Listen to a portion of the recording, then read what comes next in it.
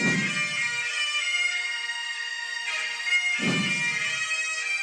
to that piece of lieutenant that's always on his podcast, bash us, him.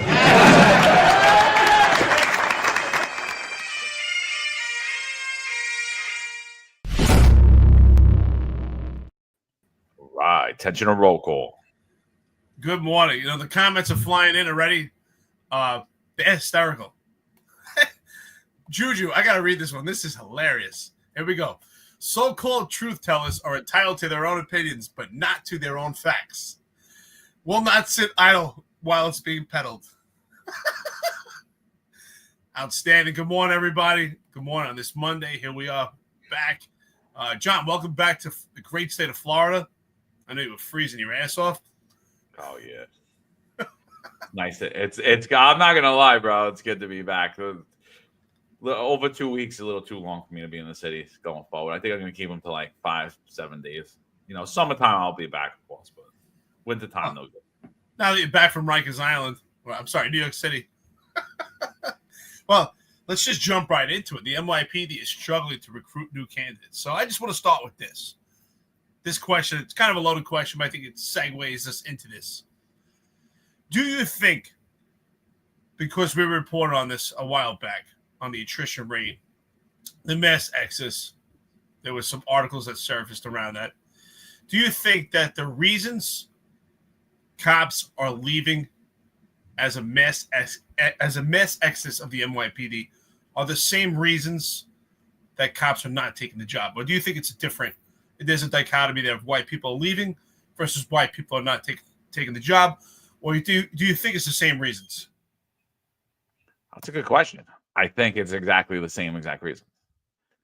I think that the sentiment of the rank and file and the perception of the rank and file of what the NYPD is the sentiment of people who would traditionally take a job in law enforcement, and the NYPD gives them the same exact perception as it gives the people who are actually in the NYPD.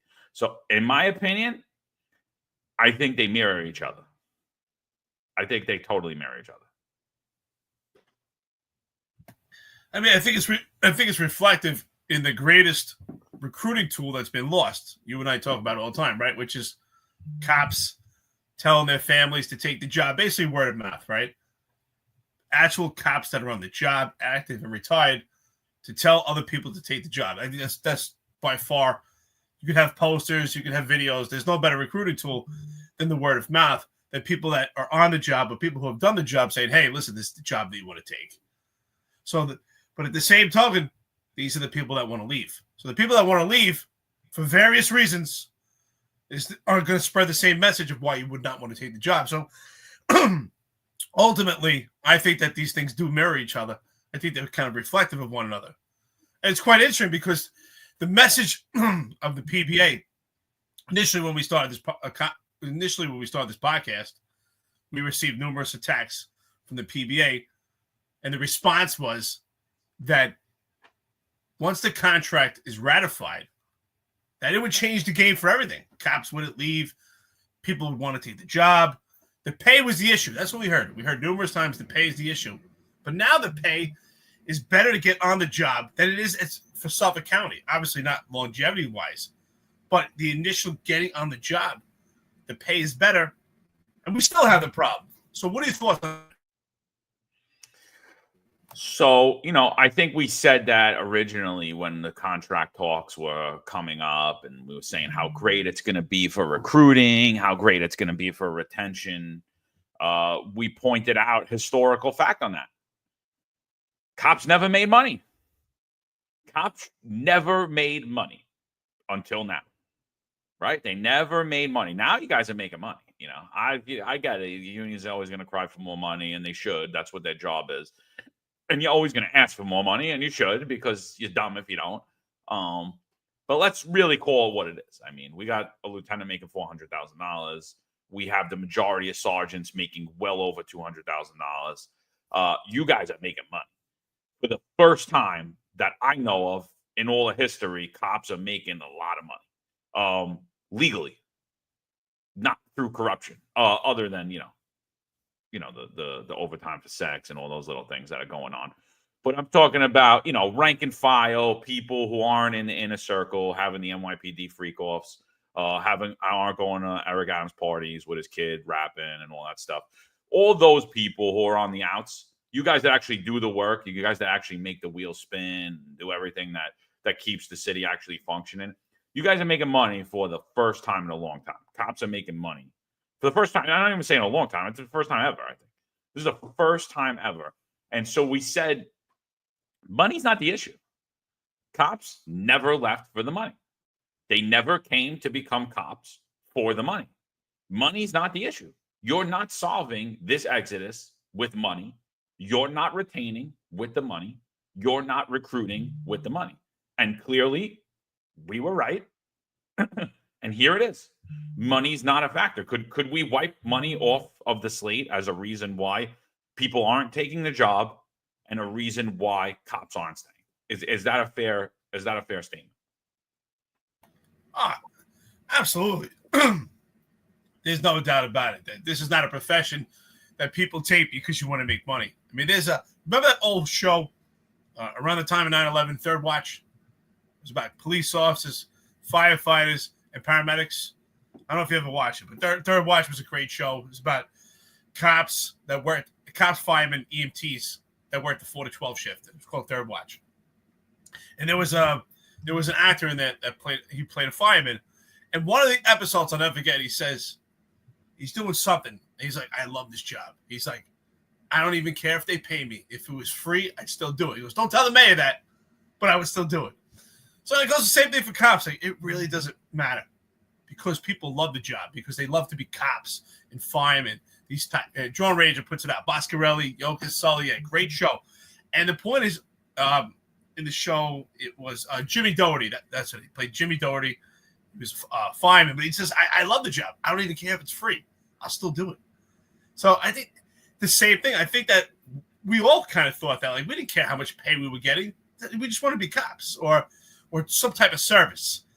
When I went to the Marines, I didn't care what they were going to pay me. The same thing for the cops. Like, all right, listen, I'm doing the job. I don't care what they pay me. John Mango says that was the best show. It really was. An awesome show. But John, do you agree? Like, that's not even a factor. If everything's going well, if the morale is good, the camaraderie is good, you love doing your job, the pay is not that as important. Every time I used to hand out checks or pay stubs or whatever, I would always say, I would be like, I thought we were doing this for free. I didn't even look. We get paid for this. This is great, as a joke. And in a way, I really wasn't joking, because, yeah, I mean, you deal with a lot of nonsense from the outside and you deal with a lot more nonsense on the inside. But at the end of the day, I mean, it's an honorable profession. It's a noble profession. It's something you're proud to be a part of. It's an organization you're proud to be a part of.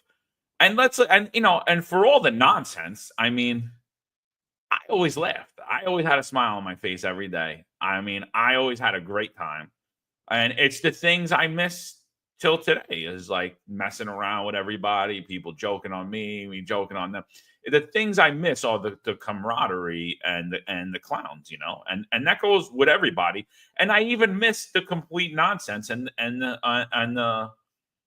the people are completely irrational and have zero personality up top. I mean, I even miss their stupidity because it really is a comedy show. It is. At the end of the day, I could have went a different path in life and made a lot more money. You could have went a different path in life and made a lot more money. Today, I don't think that is the case, by the way. When we came on the job, New York City was a different place. New York City was the center of commerce. They were giving away jobs, high-paying jobs with a lot of benefits. Today, that's really not the case. Do you think, forget the pay now, because I think we've excluded that it's not pay. Do you think the benefits, there are jobs with better pay or benefits out there? Do you think that young man today, young kid, just like us, definitely not the top of the class, not the bottom of the class, right in the middle, could really do anything, could go into trades, could go into construction, could go into business. Do you think as a young man or a young woman who has a bright future in front of them, who's somebody who's done the right things up until this point in life, do you think there's a job out there that offers better pay and better long-term benefits in New York City? That's actually easily accessible to get into as the NYPD. Not like FDNY, where it's almost impossible today to get on and things like that. No, because I think that despite the pay, I think the benefit package is worth millions. Sometimes people don't realize, especially now being in retirement. John, you know it. Sometimes, I travel throughout the entire country by RV, which I love it. But sometimes the medical benefits does become a hurdle and an obstacle. Certain places that you go throughout the country don't accept Emblem Health, or they don't accept GHI. Obviously, a Mercy hospitalization is totally different. But when you go to doctors, sometimes it does become a hurdle. Dental also, that becomes a hurdle and an obstacle, and you do pay a lot of money out of pocket. And I remember, John, you and I were talking about this. So I had called the health and welfare section and was looking into other health plans that are beneficial that you could use throughout the entire country. And I was looking at, because you can only buy it, you can only get the package for a family. You can't say, well, just for me or my kid. It has to be for the entire family. And it was $3,000 a person. So for an entire family, we're talking about $15,000 a month. So yeah, this benefit package, you can't replace it. The pay is it's not great, but it's pretty good for an entry-level position. I think, just coming off the street or coming out of college or just come right out of the military, an entry-level position, it's not so bad. Shout out to VSS Ventura's, $50. Here we go, coffee and donuts. Good morning to you, brother. The standard for recruits have become so low, anyone with a pulse qualifies now. This is further proof of not only this administration is incompetence, but the city and society. This has led to candidates that never should be on the job to begin with. I think that's a great point. My argument, and there are other people that disagree with me that have worked in candidate assessment, and I appreciate their assessment. I think we'll bring people on one day that have a background in it. But my assessment, based on the recruits that I saw coming in the past few years, is that they were meek, timid, and docile. So to me, it was done by design. John, what are your thoughts? I think that the pay and benefits are worth a lot of money, and it's not the end all be all to take the job. I honestly don't think there's a better career path out there that's as easily accessible for anyone in New York City at this point. You're middle class. You don't have the ability to go to medical school or go on to get your law degree. And you really need to get working to pay your bills out there. I don't think there's a better pathway right now for young people as far as it's concerning money and benefits other than the NYPD. And that's what's scary to me. And I'm talking about, and I'm talking about professionals too. I'm talking about people that, you're a young kid, you go get a bachelor's degree, you pass the CPA exam, you go on to get an accounting job. You may, in the long run, make a lot more money than that cop. 20 years down the road, you'll make a lot more money than that cop will. But 25 years down the road, that cop's going to be living in Florida in a big house, driving a fancy car, retired, and you're still going to be working. And now you might be part of a beach club, or you might be part of some type of other high society club, and that cop isn't. But who's the rich guy? And then, I think when I look at that, it's very scary to me because I see like the career path there. I do. I see like if I put myself back in my youth and I'm like, wow, this is a totally different career path than the career path me and you were on. Yet nobody's signing up to do this. The people that you would consider quality to take this job, meaning they have very little criminal background, they're athletic, they're fit, they're in shape, they have integrity, they want to serve the city, they believe in public safety, they want to do something bigger than themselves, they want to join an organization that's bigger than them, they want to leave a legacy for their family. They're not taking that job. And everyone should be like, time out. What the hell's wrong here? What the hell is wrong in this organization that these people don't want to take a career path? That, by the way, I'm saying it again. I think there isn't a better starting job out there than going to the NYPD. There's not an easier, a more easily accessible job that's going to pay that money with the long-term benefits than the NYPD. And yet, you're in a city of mainly poor middle-class families, and their children don't want to sign up to take this job? Why not?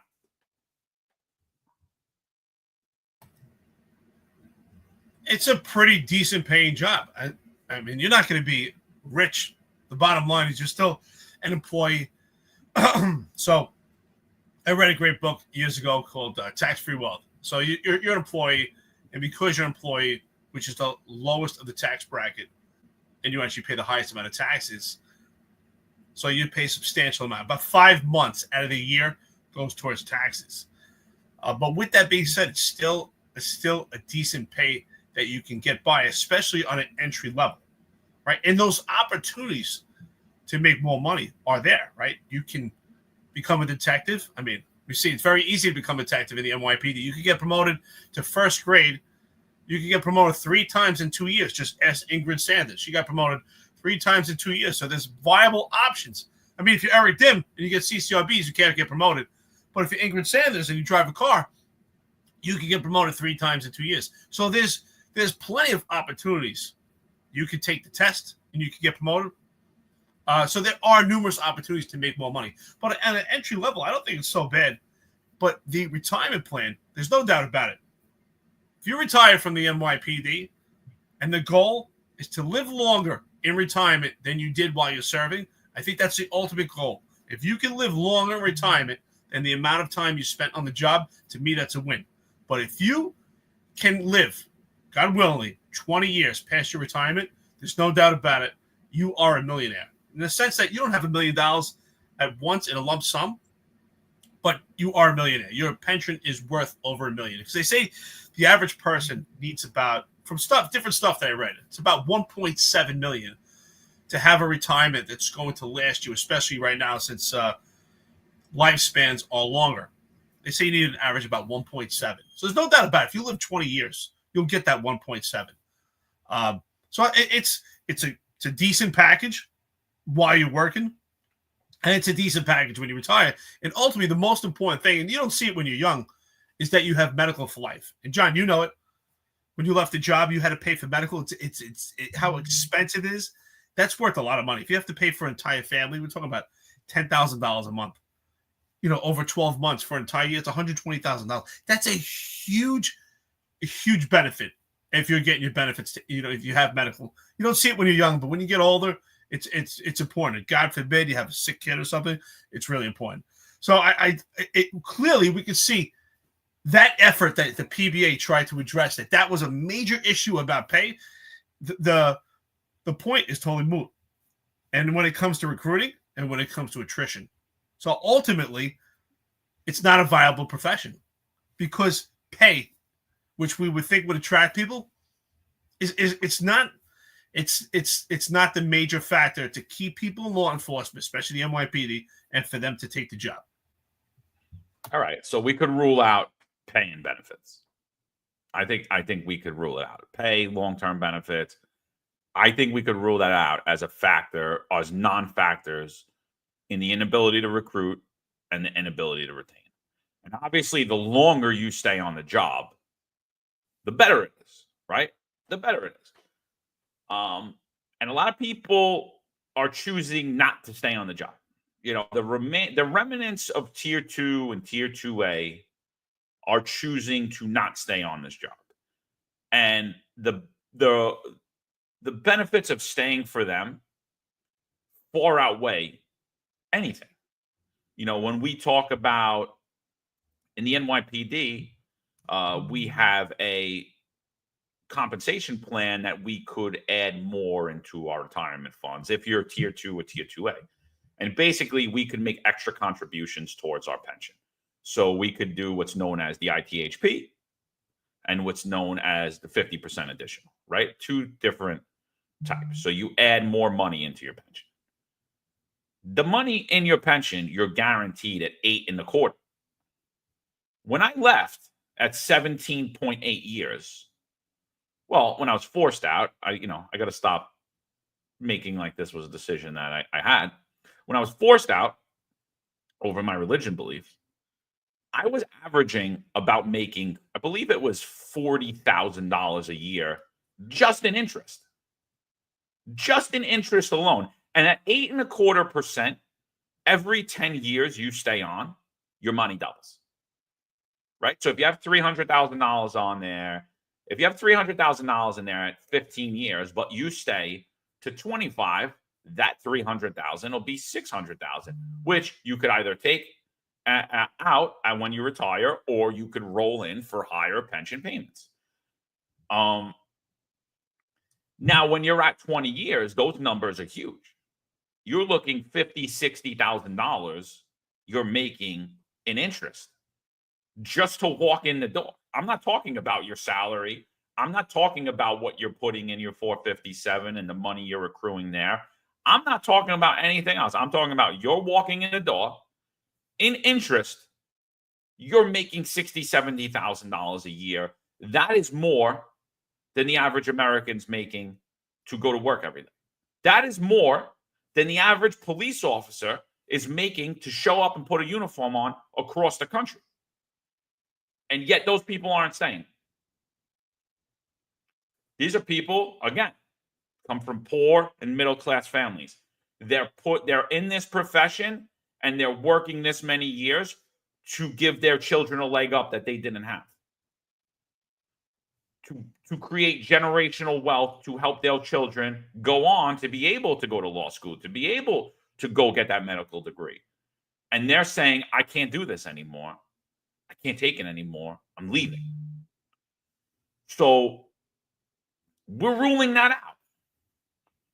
So what do you think are the factors concerning why people are not taking this job, why we can't recruit?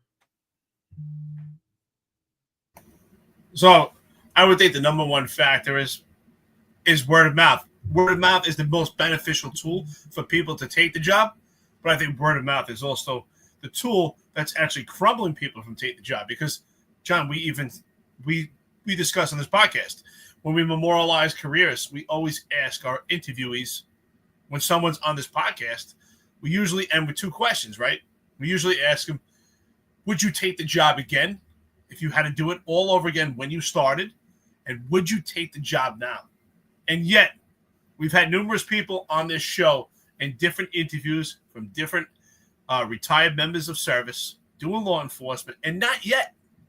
We haven't had one person say, you know what, if it was now and I was a young man or a young woman, would I take the job?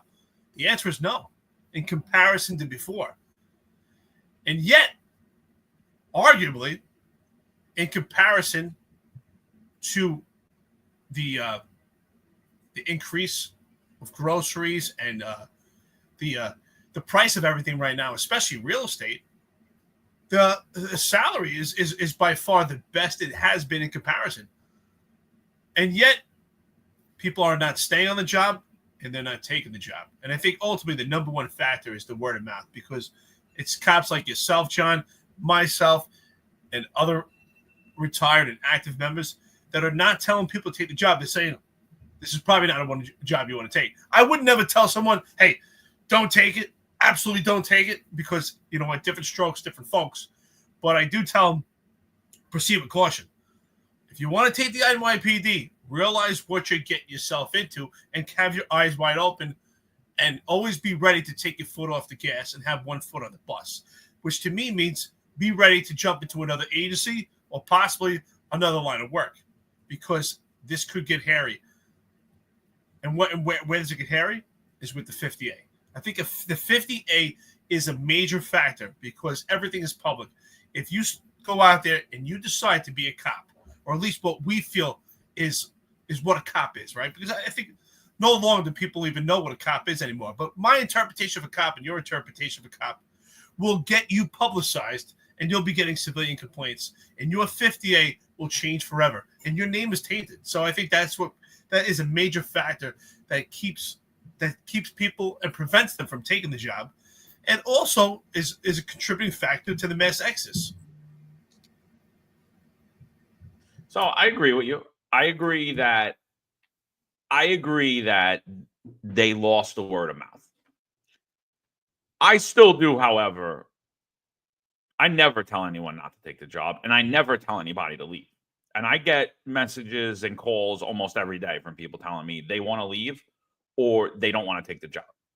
You know, I speak to a lot of young kids, and I always tell them, like, listen, it's still a high-paying job. You're still going to get in. If you want to do city time, you could go through the training. You have a lot of time. So I still encourage people to take the job. But I would be lying if I said that I want my children to become New York City police officers. I would be absolutely lying if I said that. I don't. I want better for them. I do. Because, and it's not because I had a terrible career. I had a great career. It didn't end so well, but it's still, at the end of the day, it changed my life for the better in a lot of different ways, including financially. So I don't want to paint this total negative picture of the NYPD, but it is what it is. They've lost the voice of the rank and file. They've lost the voice of retired people. They've lost the legacy of the bloodline. I didn't have a bloodline coming into the NYPD. Either did you, Eric. I didn't have any family. I was the first one in my family to be in the NYPD. However, I worked with a lot of people. Their father were cops, their grandfather were cops. You know, and I worked around those people, and those people are saying, I don't want my son to become a cop. I don't want my daughter to become a cop. That's a big, big problem. So what are those factors? So you just said the 50A. I agree. 50A is a problem. I don't believe it's a major factor. I believe it's a factor. 100% it's a factor. I believe the 50A, the CCRB, I believe those are factors. I do. I don't know how much of a factor. To me, there's a lot greater issues, and they're internally more than they're externally. I believe the 50A is an external problem. I believe the CCRB is an external problem. I believe, you know what? Let's clear this up right now. How much do you think bail reform, discovery law, all of the progressive legislation and the anti-police rhetoric weigh on getting people to take the job and retaining people? Well, I'm glad you asked that, because I didn't get to all the aspects, because I think ultimately it's what I always say, right, John? I say there are external pressures and internal pressures working in the NYPD. And I think the external pressures, I think that they've been something that cops have been dealing since the beginning of time doing policing, right? There's always external pressures depending on what's the flavor and the politics at the time in the era that you're working. Right? In the 70s, they had a lot of external pressures to deal with. The politics kind of mirror what's going on right now. In the 80s, they had their own politics. The 90s, politics really started to change optics also when it came to comps, that different style of keeping statistics. Legislation has changed completely now. But I think ultimately, even with the legislation being so far left, it's become in this anti-police rhetoric. If the inner core of the NYPD is strong and the camaraderie and morale is so strong, that bond totally alleviates what's going on with those external pressures. So I always say it's the internal pressures of the NYPD that lead to mental health issues and ultimately suicide. So I think it's the internal pressures. And for me, I do think that the 50A is an internal pressure, because you're out there, if you want to be a cop, and if you're not part of that tier of nepotism, in order to actually get promoted to detective or actually start to rise to the ranks, you have to make a name for yourself. And to make a name for yourself, one of those ways is to do intrusive police work. And if you do intrusive police work, you will find yourself, your career will be tainted and stained, especially if you're me. If you get targeted by Cop Watch, I mean, it's clear, there's a clear nexus between Cop Watch and the Civilian Complaint Review Board and also the community that led to my complaints. If you're in that position, it could really change the course of your career. And that's an internal pressure. The internal pressure is because there's no support from the leadership and the support from the police department. Are there other factors? Absolutely. I think the mandate is the number one issue. It coincides with DEI. It coincides with their recruitment effort. We could actually see that if this mandate was completely stripped, we actually just brought back all our cops that left the job over the vaccine, we wouldn't even have a recruitment problem anymore. But we'd have a DEI problem. Not a DEI in a good way. We'd have cops that are already trained that want to be there, but it kills their DEI effort. But again, it's the internal pressures that make it far worse than these external issues. Does it bother people when there's rhetoric? Sure it does, but it's not enough to where it makes them not want to take the job or stay in the job. All right. So good morning, everybody. 786 people on here. We're talking about the NYPD's inability to recruit, as well as their inability to retain, and what those factors are. So we had already cleared up that money is not a factor, that long-term benefits are not a factor. Cops do not people do not become cops or not stay in the job because of those, because at this point in time, the NYPD is a high-paying job with long-term benefits that's easily accessible to the public. So it's a non-factor, regardless of what the unions are saying. It's a non-factor. We just discussed the laws and the rhetoric. Eric brings up the point of 50A. I said that it was an external factor. He says it's an internal factor because it affects your promotion process. I agree with you. I didn't look at it from that light. I think we should explore that more. But before we do, we're ruling out bail reform. Nobody cares about nobody. The kids that are going to take the job of becoming a police officer more than likely do not even understand bail reform or the discovery laws or how it'll affect their career. So that's not going to deter them from becoming cops. The cops that are on the street, if they came out with me and Eric, they came out 10 years prior to us, they came out 10 years after us, they're very used to DAs not prosecuting people. They're very used to judges letting criminals roam free. So discovery law, bail reform is really a non-factor for them because it's the same shit as it always was. The DAs suck. The laws were always pro-criminal. It's New York City. It's a liberal-run leftist city. Criminals get ahead. It's a criminal-first society. It's always been. So did I ever care if I locked someone up and they were out on the street before I was done processing the paperwork? No. It was a mainstay in my career. It happened numerous times. I did a search warrant on a guy's house. I had 13 bags that I had to voucher every single little item in, meaning I had to put it either into evidence or list it for safekeeping, only to return it back to the guy. And he's out trying to pick up his property before I'm even done processing. So it was a mainstay always. So to me, those are non-factors. Eric said they're non-factors as well. How much, Fabian's here right now. He says, the police officer is the most hated profession in the world. True. The morale is down. True. The narrative on police officers is very negative. True. I hear my friends and family uttering that same sentiment. True. How much of a factor is that on why people aren't taking the job and why the NYPD can't retain people? Well, there's no doubt it's an external factor. There's no doubt that it is a factor. But I think ultimately it's not enough that it impedes people from taking the job and it actually creates an environment of mass exodus. I don't think that leads to the attrition rate. Even when things were good. When we got on the job, I got on January 2004. It came on 6 months later. It was kind of, it was not that long after 9/11, kind of the height of policing. I think the police were still seen as heroes. They were still liked. They were still revered.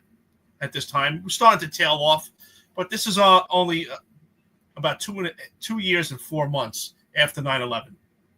So I think we got on at a good time where people start to still like cops. And even then, there was still some rhetoric, and there was still people that didn't favor the profession. It's always going to be that factor, especially when you're in a position of authority.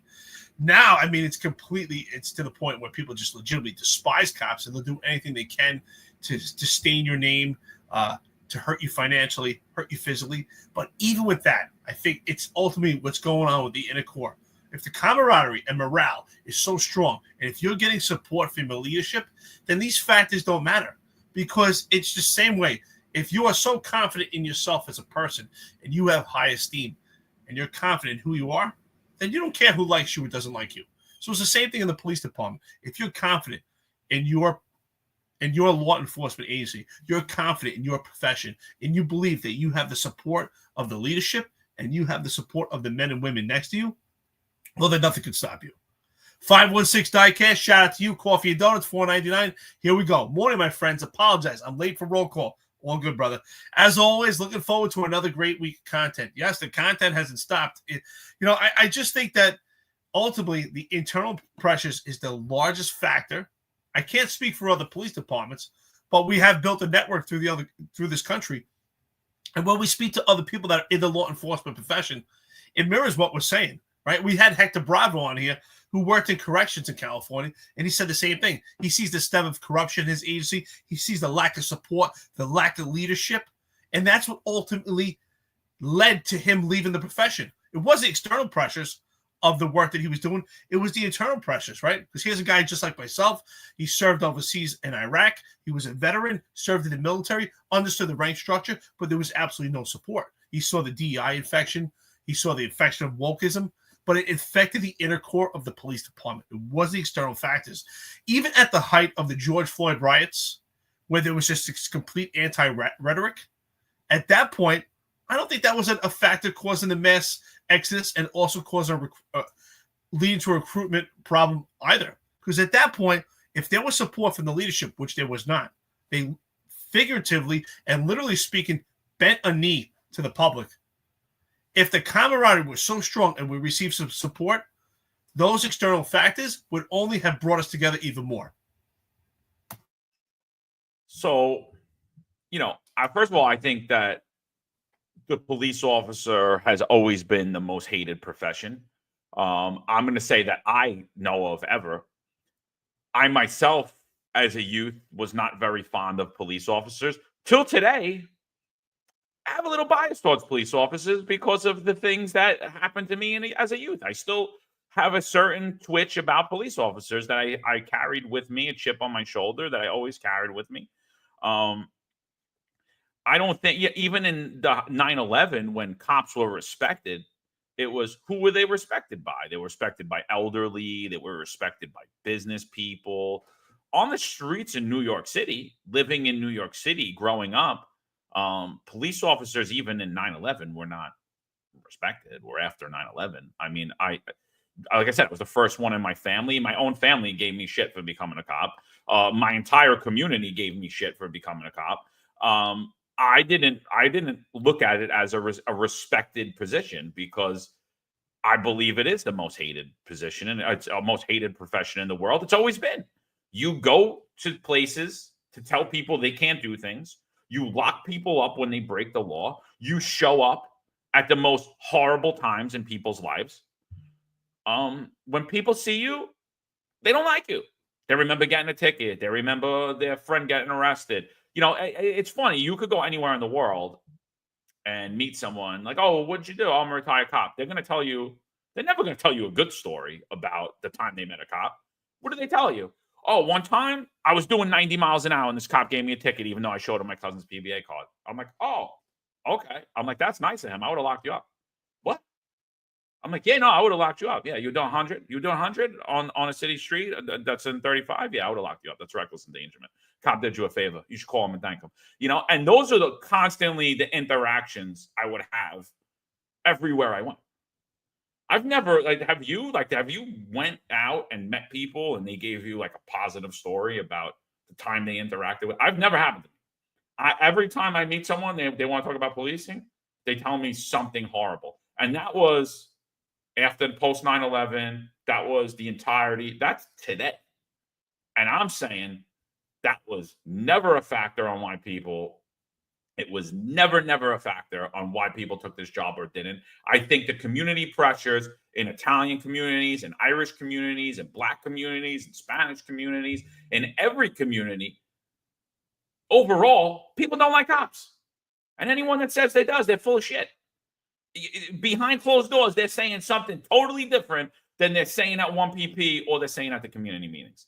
And I don't want to hear it. Jewish communities, even the Hasidic communities got a chip on their shoulder for cops, even though they pretend like they love them.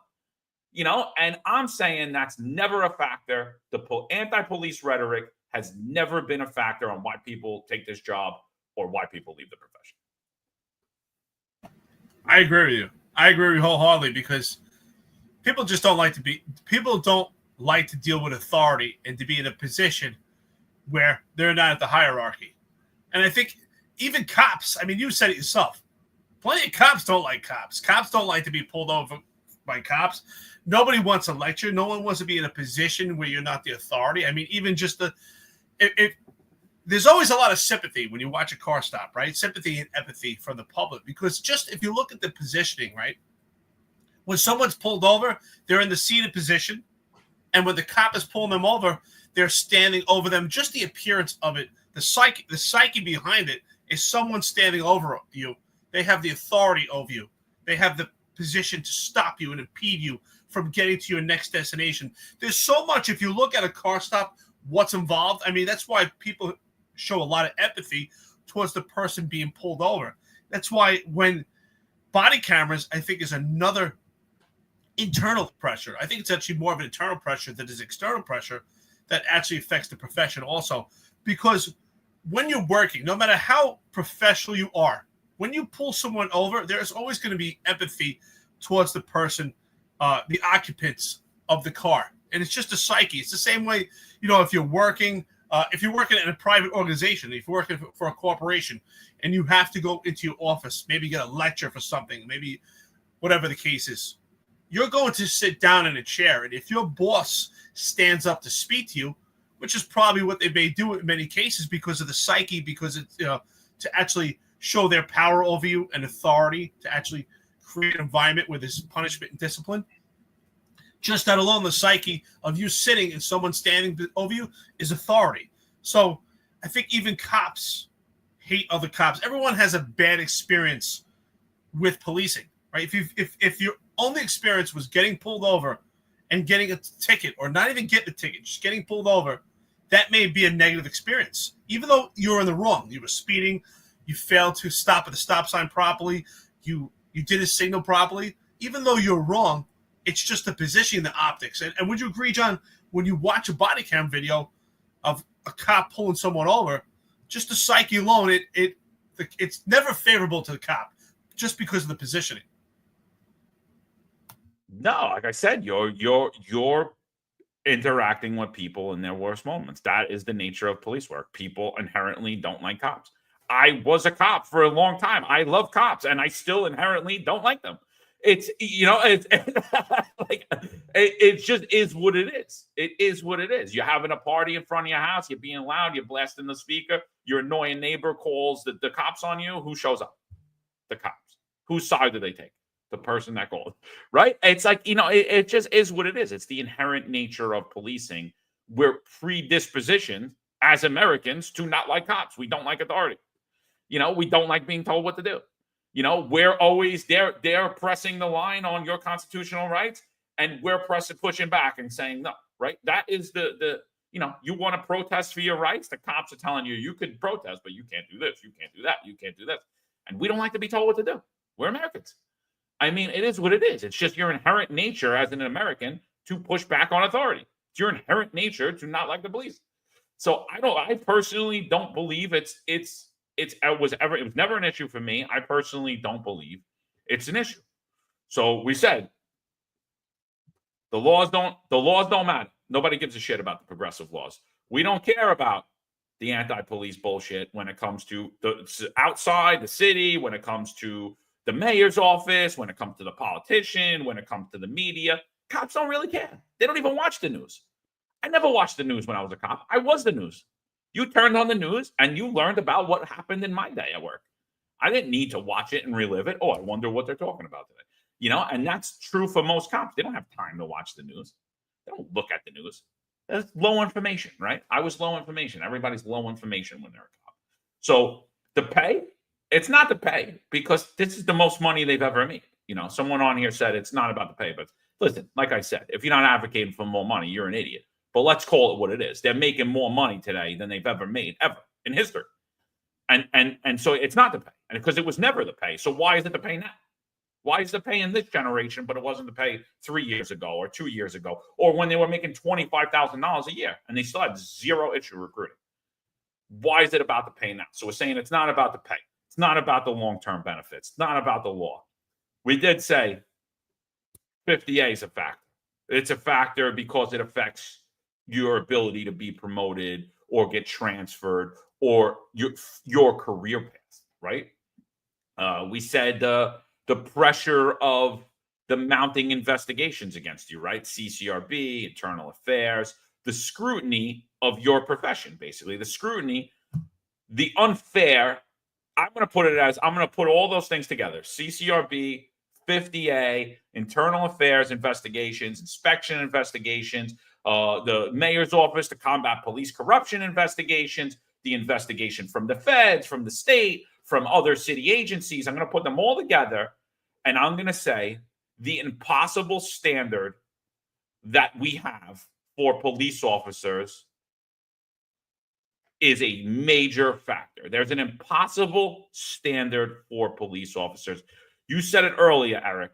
We have not clearly defined today. We have not clearly defined what is expected of a police officer. What is expected of a police officer from the public?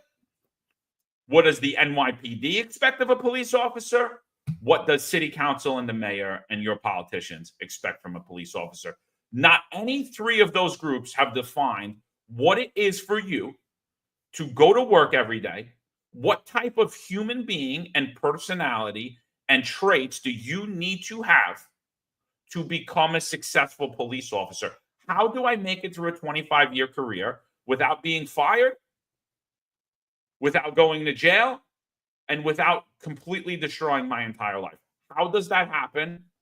I don't believe that there is a clear path for victory today as a police officer.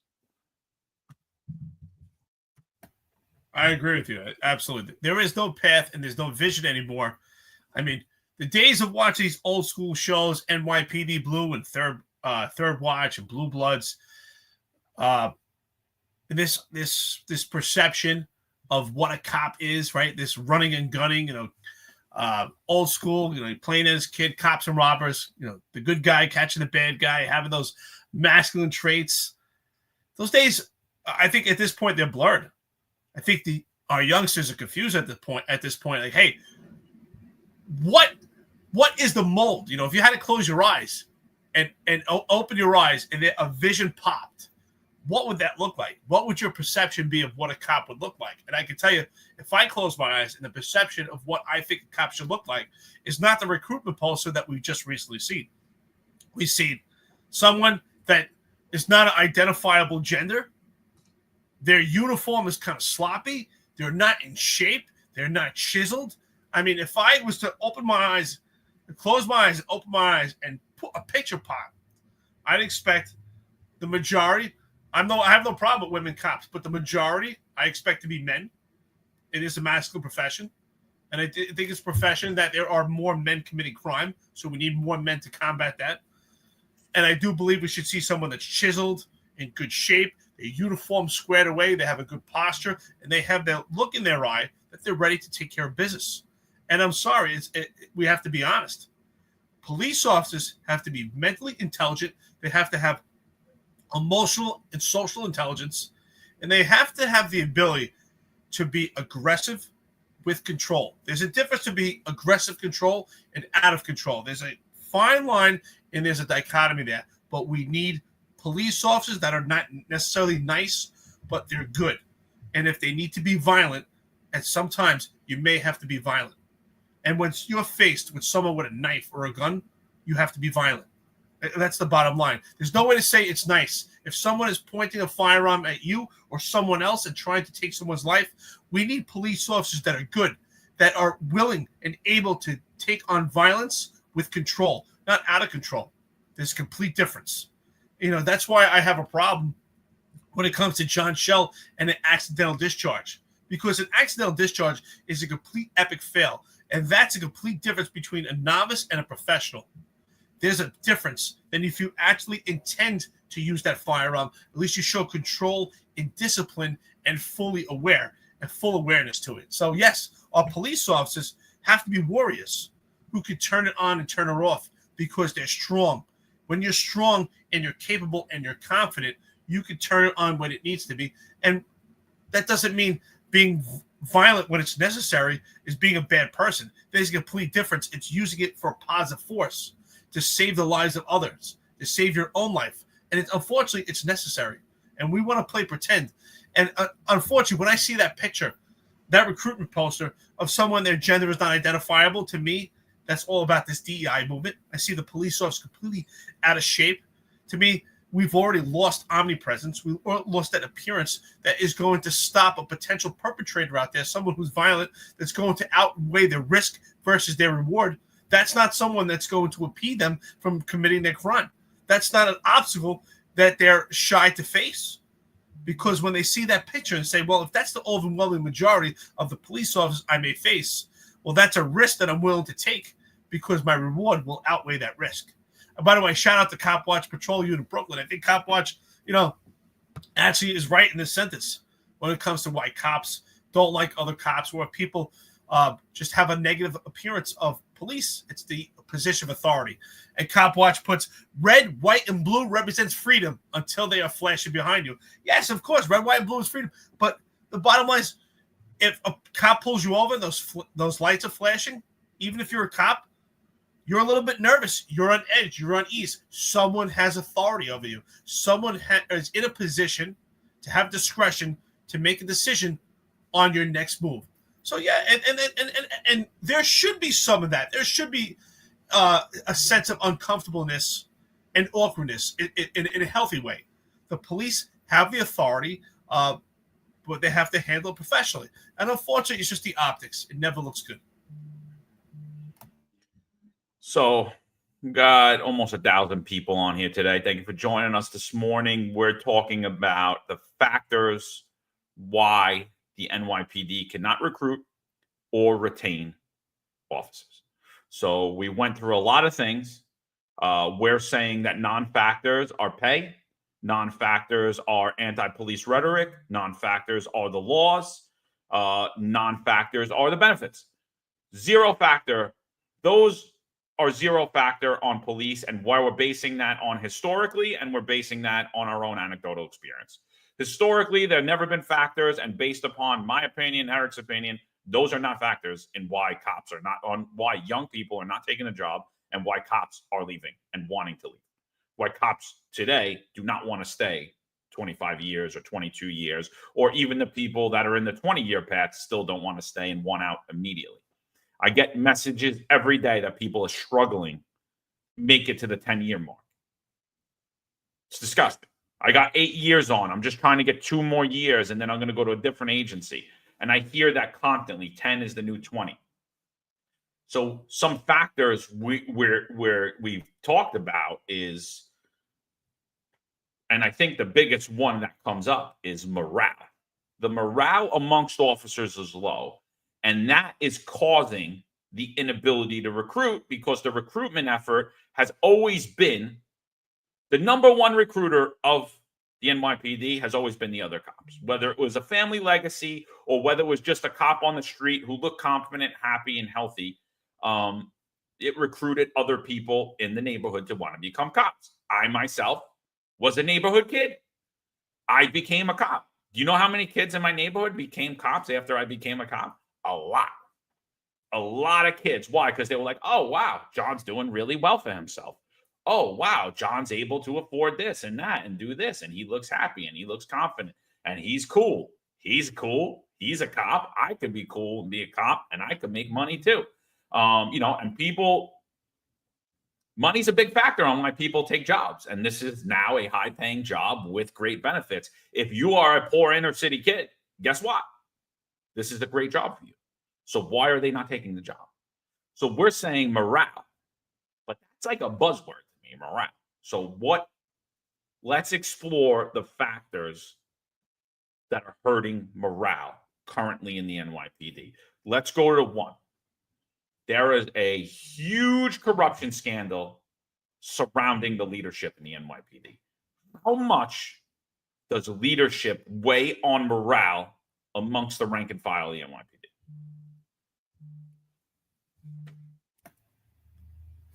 It's interesting. We're talking about recruiting and we're talking about attrition rates, right? So when it comes to recruiting, I don't think it has much of a factor right now. The leadership, even what's going on with the corruption scandal, I think if someone's looking to go into the profession, they may not be following it as in depth as we are. They probably don't understand the politics that are surrounded by it. They understand the profession. But when it comes to actually the exodus, this corruption problem in the leadership is a major factor in the crumbling and the attrition rate right now at the NYPD. No one can be trusted at this point. There's absolutely no vision. And the lack of leadership will cause an organization to crumble. And we see it right now. The leadership is an epic fail in the NYPD. Not only is it potential for corruption and alleged corruption on numerous aspects and different levels, but we just see just complete inadequate, and we see egotistical maniacs at the top, and that hurts morale. And that's why I say ultimately the morale is destroyed because of this ineffective leadership that's created this three-tiered system in the NYPD. I always say the tier one is nepotism along with the upper echelon. They're tied hand in hand. And your tier two is your khaki pants. And then your tier three is your general population. And your general population is the overwhelming majority of the job. And they're being treated like second-class citizens. They're treated completely different. They get promoted at different rates. They get disciplined at different rates. And we could see it. There's rules for thee and not for me. And I think that's a major factor causing a mass exodus, causing good, strong men and women that should still be doing policing to not do it anymore. Here's a prime example where cops turn podcasters. John, you should all be a chief on the job. I should be a chief on the job. Maul and Bethel should be a first-grade detective. Sal should be a detective. And this is just some names to mention because obviously we're doing the podcast here, but there are so many cops out there who should still be on the job. And cops who are on the job should be promoted to detective second grade or detective first grade who've busted their ass all these years, and they see someone like Ingrid Sanders get promoted 3 times in 2 years. Someone like Kaz Daughtry and Tariq Shepard get promoted by rocket fuel. This just completely deteriorates morale. If you're a detective out there right now and you're combing through cases and you watch a daunting amount of hours of video and you spend so much time on your cases and you can't get promoted, if you're a guy out there, you were doing anti-crime and anti-crime was disbanded, and now you're in uniform and you're doing neighborhood safety or public safety, or you're still doing some form of intrusive police work, and you can't even get into a detective squad, what does that do for your career? That just completely destroys morale. Because why? You're watching a 3-tiered system. You're watching a different standard for different tiers, and you're saying to yourself, I'm part of general population. My career gets destroyed, tainted. My 50A gets destroyed. I have no protection when it comes to CCRB, potential financial loss, civil liability, and actually going to jail. There's no protection, no support. But if you're in khaki pants, you're provided with every blanket of protection. Those amenities are completely different than someone who's in general population. Completely destroys morale. And we see the effects on upper echelon. And there's no support from the unions. Absolutely none. The unions right now have deflected from what's going on with the upper echelon and put the pressure on what's going on with the members by saying, hey, overtime is going to be cut. It's because of shortages. And that's an outright lie. It's not because of shortages. It's because of what happened at One Police Plaza. It's because who's involved in nepotism, who's getting connected with this overtime. The overtime is completely misused and abused, and they're not held accountable. But yet the police officers that are working in some of the heaviest and busiest commands in the entire city are now being affected with their overtime. It's being cut. not because of their actions, because of the actions that are in the first tier that get taken care of anyway. Sleepy Joe, shout out to you. Coffee and donuts. Here we go. $5. Some patrol supervisors split up competent partners to put them with very unqualified cops where it feels like a danger to run a sector with them. That is very true. That is very true. Happens quite often, right? And you should keep your police officers happy to be effective. But it also takes good leadership to do that. John, what are your thoughts? So I think personally, leadership is the number one factor on why the NYPD cannot recruit. I think I don't even think there's anything comes close to it. And I believe that leadership is the number one factor that affects the number one recruiter in police work, which is the rank and file of the NYPD. Why does leadership affect them? Every reason you just listed, right? I have no career path. My career path is I'm going to be a patrol bum and get scrutinized for doing overtime that I'm forced to do, that I don't even want to do. And I'm going to be heavily scrutinized for every 911 job I do, while I watch people sit around on the casting couch and make tons of money, get promoted for absolutely no reason, get all of this easy overtime for no reason at all whatsoever. Leadership comes from the leadership. The nepotism stems from the leadership. The hiring of inept, inadequate people, which ultimately puts a terrible public image out, keeps the rank and file amongst each other, not liking each other, not trusting each other because they believe people are either corrupt or incompetent to do this job. It falls on the leadership. We talk about diversity, equity, inclusion, the lowering of standards. Where does that stem from? Stems from the leadership. Stems from pushing people ahead illegally based upon their gender, based upon the color of their skin, based upon their background, their ethnicity. Nothing to do with competence. It has nothing to do. DEI and competence are opposite ends of the spectrum. So who pushes DEI? The job. Who pushes the leadership? Up top. The people who are appointed by the mayor, the politicians, because that's ultimately what they are, right? Now we look at how the job appears to the rank and file and how the job appears to young people. It's complete virtue signaling. They're completely lying to the public. Crime is down. You know crime's not down. Youth knows crime's not down. The cops know crime's not down, but the leadership's lying. We know they're lying, yet they keep lying. Everybody sees this. Crime's down, virtue signaling. All of this bullshit that comes out on Twitter and Instagram, everyone knows it's a lie. All these paid sponsored ads that Kaz Daughtry is using your tax money to put up there to promote himself, not the job. Everyone knows it's a lie. So the whole perception of the NYPD being an honorable organization that believes in integrity and has a core mission is gone. It's from the leadership. So I personally believe that is the major factor affecting morale, because the leadership affects everything concerning morale. I'm being forced to do overtime to stand in a train. You're forcing me to do this overtime every day that I'm off. And yet you're scrutinizing the hell out of me while you're using overtime to get your little pee-pee wet. While you're a corrupt bastard and you and your friends have your own little side businesses and you're getting city contracts while you're an employed member of the NYPD and in leadership. And you're telling me that if I get a free cup of coffee from a deli guy that I knew when I was 2 years old, I'm corrupt. You're telling me that I can't take a Christmas gift from somebody that's worth over $5 while the mayor's taking millions of dollars and flying on private jets. But you're telling me I'm corrupt if one of my employees gives me a $7 pen for Christmas. The leadership. I don't think it goes, and I think the corruption is an ultimate multiplier on all of that. Watching the embarrassment that this NYPD has become due to the lack of integrity, the lack of competence in the leadership, it's the ultimate multiplier. Nobody wants to stay on the job, and nobody wants to take the job. Why? Because they see it for what it is. It's an absolute utter mess. It's a agency filled with lies, incompetence, and nepotism. And people are like, you know what? I don't want to step into that. I don't want to stay here. I don't want to be a part of this. And I don't blame anybody. John, I say it all the time, and I agree with you. I have a passion for leadership, and I've read so many different books on leadership. I take pride into leadership myself. I realize it's a learned skill. There are some outliers, but there's skills that you have to learn to become an effective leader. And that comes through being self-read, right? Because the training is not there with the police department. There's no actual formal training for leadership, which it should be. And I've recommended and suggested for years, there has to be some type of formal leadership training.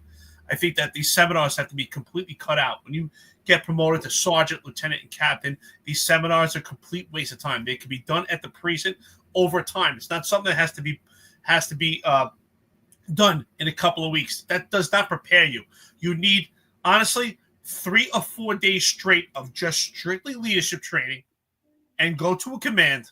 And over time, you can get other types of training. But ultimately, it's my opinion, 3 or 4 days of 8 hours a day of strictly leadership training would be beneficial and be the right boost to get people in the right positions to start out with leadership, because it is a learned skill. And everything that we're saying right now is 100% leadership is the number one factor, the root causes to the problems and the internal pressures of the NYPD.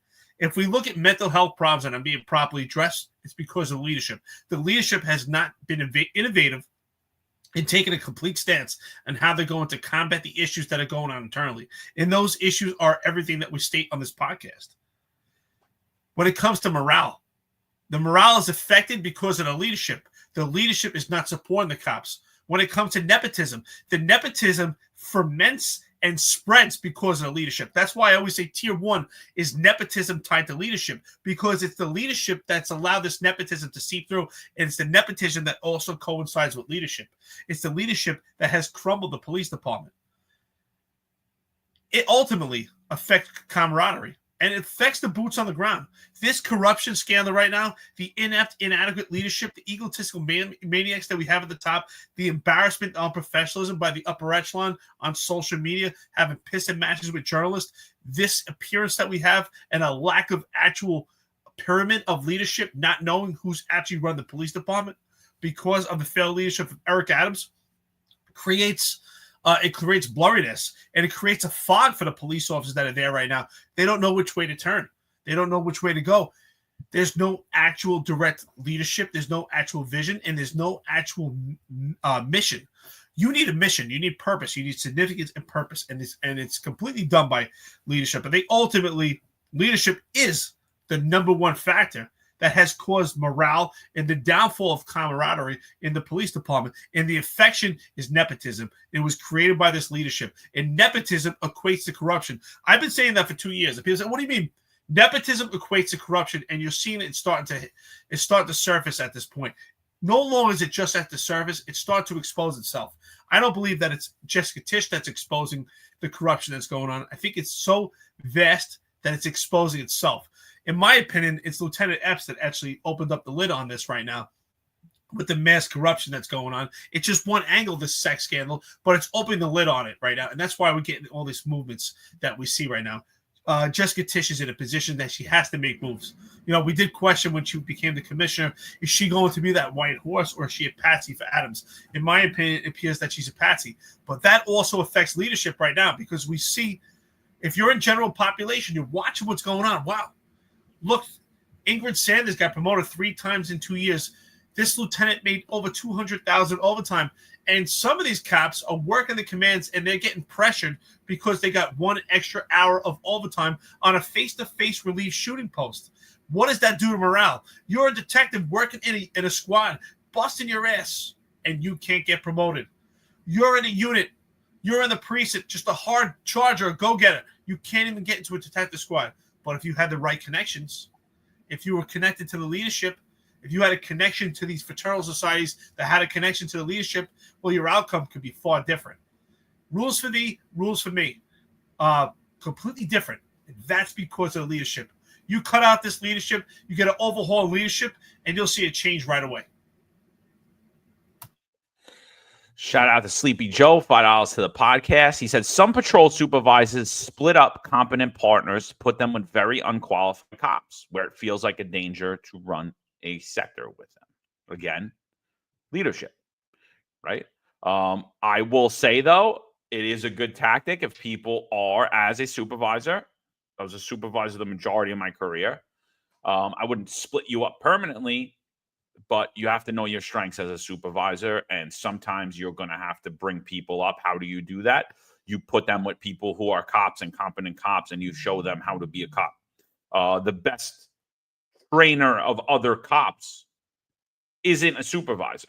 It's another cop. That's who trains you how to be a cop. So if I have two competent guys and I have a weak squad, I have to spread them around a little sometimes. So I don't hate that. I think that's actually good supervision. And I think if you were a supervisor, you would do the same. Shout out to Arbad, donated $19.99 to the podcast. He says, good morning. And January 6th plus 4 years. Corey Pegues admitted, former drug slinger and Shell's boss at the time of his negligent discharge, is encouraging FOIA requests for the video release. What does he know? At Juju, please send in. Arbad, we're going to get into that Corey Pegues statements. I don't want to get off a topic right now, so we're not going to speak about that right this second, but we will get into that right after this. I do want to close out what we're currently talking about. So we're talking about the NYPD's inability to recruit and retain. We have about 1,100 people on here. If you guys could do us a favor, like, share, subscribe to this podcast. We gave factors. We gave things that we consider non-factors, but are used for gaslighting by unions and leadership and politicians. And then we gave factors that we believe are actually factors. We believe the main driving overall force of the reason why morale's down amongst the NYPD rank and file, and why that is now spilling over into the NYPD's inability to recruit and to the public sentiment on policing, is leadership. Leadership is the main factor for that. So let's try to leave with some solution-based here. Jessica Tisch steps in. I believe that the move she made, removing the chief of internal affairs, who was corrupt, in my opinion, Group One, who was covering up corruption, the main driver of that came from the leadership, the chief. They just followed suit because they were cowardly and had low integrity. And that is what is rewarded currently by this administration and leadership. If you have low integrity and you're cowardly, you will rise the ranks of the NYPD. If you have integrity and you ask questions, you will not rise. Not only will that, you will be targeted. So we saw that. So I believe that initial, when she came in and removed people, I believe that improved morale. I don't agree that Lieutenant Epps exposed any corruption. She merely just corroborated the things we've been saying for 3 years. She's a whistleblower to confirm the majority of our allegations that we gave, that the top tier of the upper echelon of the NYPD is systemically corrupt. They're systemically corrupt in so many ways, in ways we didn't even know about. We didn't think they were trading overtime for sex. We knew they were trading promotions and transfers for a lot of different things, possibly sex, but we didn't think money would be involved, especially federal funds. So I think Epps is what she's doing is just corroborating the things that we already know and we've been saying. But then Jessica Tisch appoints John Schell to the chief of the department's office. She appoints John Schell, who John Schell numerous times, we didn't say that. I know a lot of people were mad about our title, that John Schell replaced his mentor, Jeffrey Madry, on the last podcast. But that wasn't our words. That was John Schell's words. John Schell told you that Jeffrey Madry was his mentor. And I believe replacing Jeffrey Madry with his mentee, a person who is named in every lawsuit that Jeffrey Madry is named in, a person that is alleged to have targeted everyone who had said anything about Jeffrey Madry or anyone else in that inner circle, appointing him to the chief of department, wiped away any benefit of morale that Jessica Tisch did. And not only did it wipe it out, it just showed that the game, it's the new boss, same as the old boss, and it actually decreased morale further. Because not only did John Schell get appointed to that position, but also we were told, oh, they're going to review all the promotions, right? Oh, we're going to go back to promoting people for their work ethic. And then we see the sanitation liaison who worked with Ed Thompson, who's now the chief of IAB, get promoted to first grade in a unit that I don't even believe should exist, that's comprised of 25 police officers, that's a liaison to the sanitation department. And then you're going to tell me things changed and this is a Teddy Roosevelt figure coming here to clean up corruption, when not only all she did is change the nepotism. The same thing that Adams and his crew did. They complained about it. And so not only did they not clean up the nepotism, they did it 1,000 times worse, but they're like, it's our turn now, buddy. So we're just going to do whatever the hell we want. We don't care how blatant and egregious it is, and we don't care how much this lowers morale. You're just going to deal with it. So do you think that Jessica Tisch has done anything to improve morale, is my question. So I'm definitely going to answer that question. Before I answer that question, I just want to say, so I agree with you. When it comes to Lieutenant Epps, I wouldn't say that she completely exposed this corruption. What I meant by is she solidified that this can of worms opens up from the inside, because we've been pointing out the corruption that's going on for over 2 years now while we've been podcasting, and we've been pointing out the appearance of impropriety that we've seen on different aspects. This is just one spoke on the wheel. This sex scandal is not the entire corruption that's going on, but she did prove and validate that this can of worms opens from the inside, because you and I have been saying, even unreflective of our allegations towards the police department, that internal affairs is completely compromised. And she proved with her allegations that internal affairs was compromised, because obviously either she received a tip or the tip was straight to Madry for her to vest out early because she was under investigation. So that was exposed, and she showed that the can of worms opens from the inside. Now, when it comes to Jessica Tisch, she is making some moves, but I think these moves are incidental to what's going on that's starting to get publicly exposed. I don't think she's making these moves on her own volition.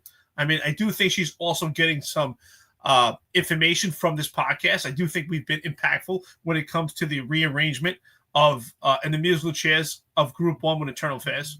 I think a lot of our case does have to do with the movement of the entire Group 1. You and I have been very expressive on Twitter about Group 1 being compromised. And we've shown that Group 1, through history, has deflected investigations from the upper echelon and disciplined the rank and file to show that they're doing investigations, but ultimately to protect the upper echelon. I don't think Jessica Tisch is that white horse. I was hoping from the beginning, being that she's part of the 43rd richest family in the entire country. But it appears she still needs Eric Adams to actually get her political feet into this arena. I do think that ultimately she might run for mayor, or she may run for some form of politics after this stint as commissioner, but she's starting to muddy up the waters. And I think that throughout the support that she's getting, this appointment of John Schell, whether it was her appointment or Eric Adams, being in this position has muddied up her name and dirtied the waters. And I think she's tarnishing her good name. And no longer is she seen as this white horse. And to me, she appears to be a patsy for Eric Adams. Oh, she proved herself to be a patsy. I don't even think that's not even a question in my mind anymore.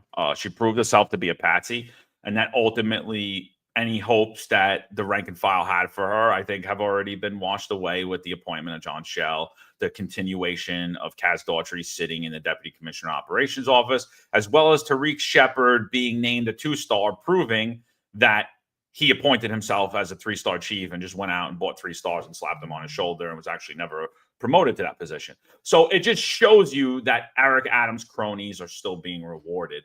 The other major problem, I think, is the way that the leadership treats the rank and file, the people who actually do the job. Often, like, when I look at people, I look at people, how they treat others. And I look at people, how they treat people that could do nothing for them, right? I look at people, how they treat a janitor, how they treat a waitress, how they treat someone they interacted with on the street. And what I notice about those in NYPD leadership is they treat all those people horribly, unless they need to for political gain. They'll virtue signal when they need to. If there's other people around, they'll do things to show you how great a person they are. But in reality, they treat those people as if they're beneath them.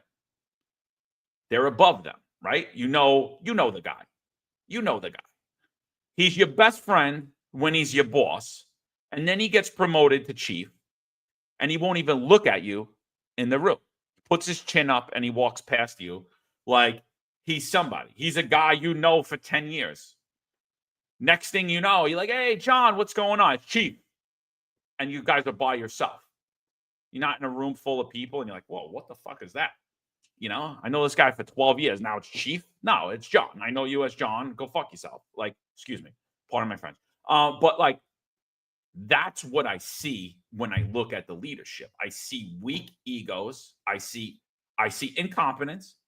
I see very highly disturbed individuals that have no confidence in themselves and are very insecure, and they treat people beneath them like they're nobody. And that's what they do to the rank and file, right? You're going to go out there and you're going to do this because I told you to do it, and I don't care. We're going to do whatever we want. All of our friends are going to get promoted. You're not, and you're going to like it. And if you don't like it, you could leave. And guess what? Everybody's leaving, including the new guys that are coming in. And people now are not even taking the job because they say, oh, my friend just took the job 2 years ago and he left because it's so bad. He went to go work in Best Buy. I mean, people, you lost the rank and file based upon the leadership. And that is my main problem. It's like, not only are these people have zero integrity, they have zero competence, they are highly conflicted individuals with very low confidence that treat people like crap. And you could see exactly how they treat the rank and file. I'll just give you one example. Congestion pricing kicked in today, right? So what they do to all the people that they're sending to all out from whatever command they're from, you have to take your own car. It's like, wait, hold on. We have cars all over the NYPD. We have a ginormous fleet that just sits in a parking lot. Everyone and their mother that's around Kaz Daughtry or John Shell has a take-home car that they don't even need or want or use, and they abuse it, and they crash these cars like it's demolition derby, and there's no consequence for it whatsoever. But to go do my job, I have to take my own car and go pay a toll. Yeah. Oh, and then where do I park it? I don't care. Figure it out. Oh, by the way, there's nowhere to park in the city. Oh, by the way, everywhere you park in the city, regardless if you have your plaque, Gersh Kuntzman, that's his name. I didn't make it up. His name is Kuntzman, Gersh, because it's perfectly well, it's a perfect name for him. He's going to go around, and other visuals like him are going to take a photo of your car with your plaque in it while you're policing the streets of New York City after you just paid after you just paid 3 tolls. He's going to go around, he's going to take a picture of your plaque in a place that you were told to park by your leadership, in a place that your plaque says you could park, and guess what's going to happen to you? Maybe your car gets towed. You're definitely getting a ticket. Oh, and on top of that, you're getting written up and getting a CD. But don't worry, Kaz Daughtry is going to have his 5th Durango that he smacked up because he can't drive cars, and he probably shouldn't even have a license. But his Durango is going to get fixed, and he's going to drive around and park at fire hydrants, and any tickets and anything that he gets, it's all good. It's all good. But you're out there on the streets. You're actually working. You're not on Jeff Madry's casting couch. You're actually out there working, doing what you're assigned to do, and you're penalized for doing your job, and you're treated as the help. That's the problem in the NYPD. Why are people leaving and not taking this job? Because you treat them like garbage. That's why. Right. They get treated like garbage if you're part of general population. If you're tier 2, you're in the khaki pants, there's a different standard for you, and there's a different treatment. There's amenities that are afforded to you that are not afforded to others. If you're in tier 1, nepotism tied to leadership and the leadership tied to nepotism, you get far different treatment. You get take-home cars, just like Lieutenant Epps. She opened up the can of worms on the inside of this corruption scandal here, but she was also getting taken care of very handsomely also for years. And I know years going back, even before this scandal broke, she had take-home cars. So she was always afforded amenities. She was at the top of this nepotism also, part of this corruption. You know, she did open up the lid on some of this stuff, but she was also getting a lot of these amenities also being at nepotism. I think Finest, his comment is spot on, and this is where Tish missed the mark. Shell Lieutenant was on top of the OT list. Let me guess, he didn't know about it. This is where Tish missed the mark completely. Let's forget that John Shell was completely unprofessional and John Shell was having piss and matches with journalists. Let's forget that he was leaving the Salty Dog in a stupor, getting on social media and making some embarrassing posts. Let's put that aside. Let's put aside his cowboy rhetoric about khaki pants in the police department, get involved in vehicle pursuits as a crime-fighting tactic. Let's forget that he took the life of another through an accidental discharge in 2008. And here is a reason right now he should not be appointed to the chief of department. While we're at the height of an overtime corruption scandal, Jessica Tish appoints John Shell to the chief of department when his driver, his lieutenant, and we're talking about lieutenants who are getting this overtime right now. That's another appearance of impropriety. His lieutenant is the third top earner in the entire department. That, to me, is where she completely missed the mark. Forget about all these other things going on. The appearance of impropriety is right there. John Shell's lieutenant is the third top earner in the entire police department. How did John Shell get to chief of department? This is an epic fail. It's another indication that Jessica Tish is nothing but another patsy. And if she's going this route, we'll be headed to a 5th police commissioner. Prime time of 1, 2, 3, 4. Here we go. Coffee and donuts, $10. Coffee and donuts. Unfortunately, I will never let my son take this job. I can't blame you. I wouldn't promote my kids to take it. I came on in 2005. The question you always ask former members, would you sign up for this job now? The answer would be no. Yes, we haven't had one person say that they would take the job now. When we asked them if they would take the job back when they got on the police department, it's an overwhelming majority say yes. But we asked them if they would take the job, the answer is no. Now, I would not tell people, don't ever take this job, because there's different strokes, different folks. And like I said earlier, I said proceed with caution. But personally, when it comes to my kids, I will not promote it to them. I'll never stop my kids. If there's something that they want to do, you can't stop them. You can't stop your kids. And if you try to stop them, they'll do it out of spite. But I would tell them to proceed with caution, and I would give them the warning signs. I would tell you that. And I would say, well, keep your eyes open.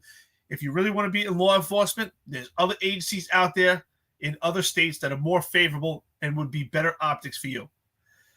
But at the same token, this is the most important key right now when it comes to recruiting, is that word of mouth. People saying, hey, you know what? That's a good job. Take it. I mean, look, I went into the Marine Corps, and I can tell you the Marine Corps does the least amount of advertising of any branch of service. They don't give the signing bonuses that the other branches of service give. It's word of mouth, right? People say they want to become a Marine, so they join the Marines. And I think the NYPD is kind of, the Marines of policing. People want to join the NYPD. They want to be part of that iconic police department, or the LAPD, something big like that, or Chicago. They want to be in these big cities. They want to be part of an iconic police department. But we completely lost that. And John, ultimately, it's the inner core. It's the internal pressures of the NYPD that affect the word of mouth when it comes to the best thing, which would be a recruitment tool. And it leads to the attrition rate that we have right now. People don't want to stay. The money is not a factor. When things are good and you're having fun and you enjoy coming to work, then the money doesn't bother you. But when things are so bad right now, then I guess you could talk about, oh, well, you know what? Even though the pay is good, it's just not worth it. It's not worth it because your quality of life as an NYPD police officer sucks, especially if you're general population. I mean, if you're Dave Rockenberry Rosenberg and you work in the chief of department's office, you're going to say, this is the great administration. I love this job. I go to one police plaza. I put on my uniform without a gun belt, right? Without a vest. I'm comfortable. I'm sitting in air conditioning. It's cold out. I'm in heat. I'm getting overtime because I'm in an administration office. I have nepotism because I'm tied to the leadership here. They take care of me. But if you're general population, the job sucks. And when I say the job, and I mean it, I always say the job sucks. The job sucks. You know who the job is? The job is the leadership. So again, it goes back to leadership, John. Leadership is the ultimate major factor that causes the demise of this job. The job sucks. When you say the job sucks, remember you're saying people suck. It's the people at the top. And think about it right now. They suck. Tanya Kinsella, she testified that at biweekly meetings, they verify and have oversight to see if there's misuse and abuse of overtime. She sucks. Your chief of department is out there part of a sex scandal. He sucks. He created all these monsters. Tariq Shepard, Kaz Daughtry, they suck. John Shell has pissing matches with social media. He's a complete bully. He sucks. And we could go down the line. When you say the job sucks, it's the people. They suck. So Joe Michael 1129 or Joe Michelli, I don't know. I'm getting old and I can't see anymore. We're gonna have to start wearing glasses on here, I think. He says, he nails it, dude. We just spoke an hour and a half about why cops aren't taking this job and why they can't retain. We could have summed it up with this quote right here. This is what he says. I know 6 guys I grew up with left the NYPD. These guys were all young in their 20s with award for performances and kids that I play Little League with. They are all in other agencies. Why? Leadership. So I think we brought home that the leadership sucks, and they're the main reasons that people don't want to take the job and why they can't retain. Let's get into this now, right? You brought up the lieutenant in Shell's office, who's now the chief of department. That lieutenant gets bounced. We're going to play dumb for Shell, too. Shell didn't know what was going on in his office. We're going to play dumb for that. I don't believe it for a second. This is a guy that, when you walked in his office, his whole staff for over a year had to give him a standing ovation. You're telling me that guy doesn't know every little thing that's going on in that office?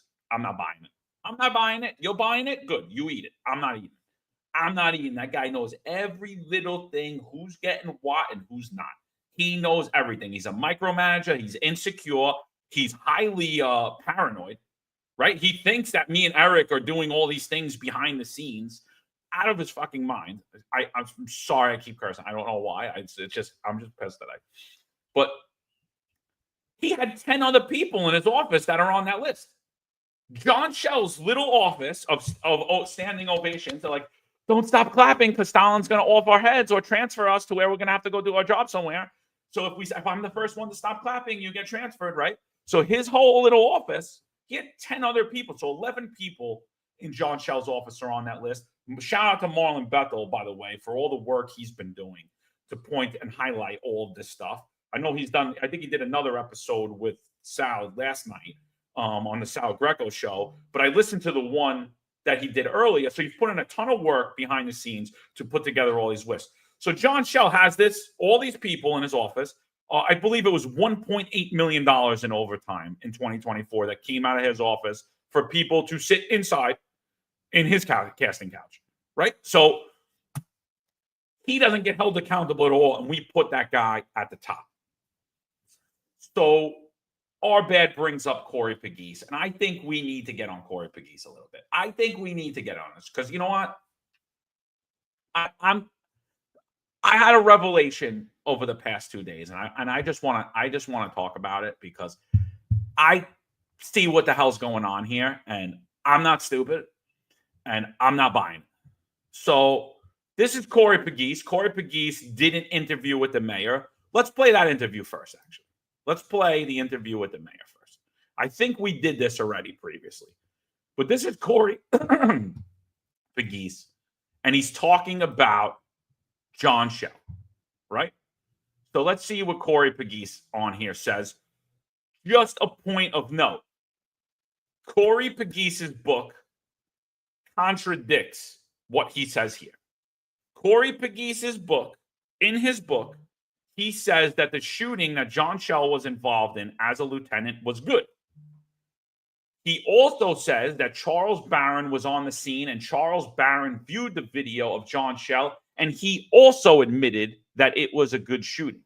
But here, Corey's going to say something different, right? So let's hear what he has to say here. Let's talk about another appointment that you made. Chief of Patrol, who's now temporary Chief of Department, John Schell. Yes. So we know, or the public doesn't know, but I'll tell you now, in 2008, he killed an unarmed black man in the confines of East Flatbush, Brooklyn, 6-7 precinct. Do you know who the commanding officer was? It probably was Corey McGee, one of the greatest commanding officers of a precinct in the history of our city. Yes, I was the commanding officer at that time. And I believe I was on the scene within 15 minutes of that shooting. I don't know if you know, because you're the mayor. You probably have a committee that tells you this guy's good for chief for this, chief for that. Right. But I don't know if you know, there's a videotape of that shooting. I don't know if you even saw the shooting. But basically, you know, if a car is being used as a weapon towards you, you're able to shoot. We know that as cops. Then that's what his shooting was. He got backed up. He shot him, killed him. The family civilly sued. They got a couple of $1 million, whatever it is.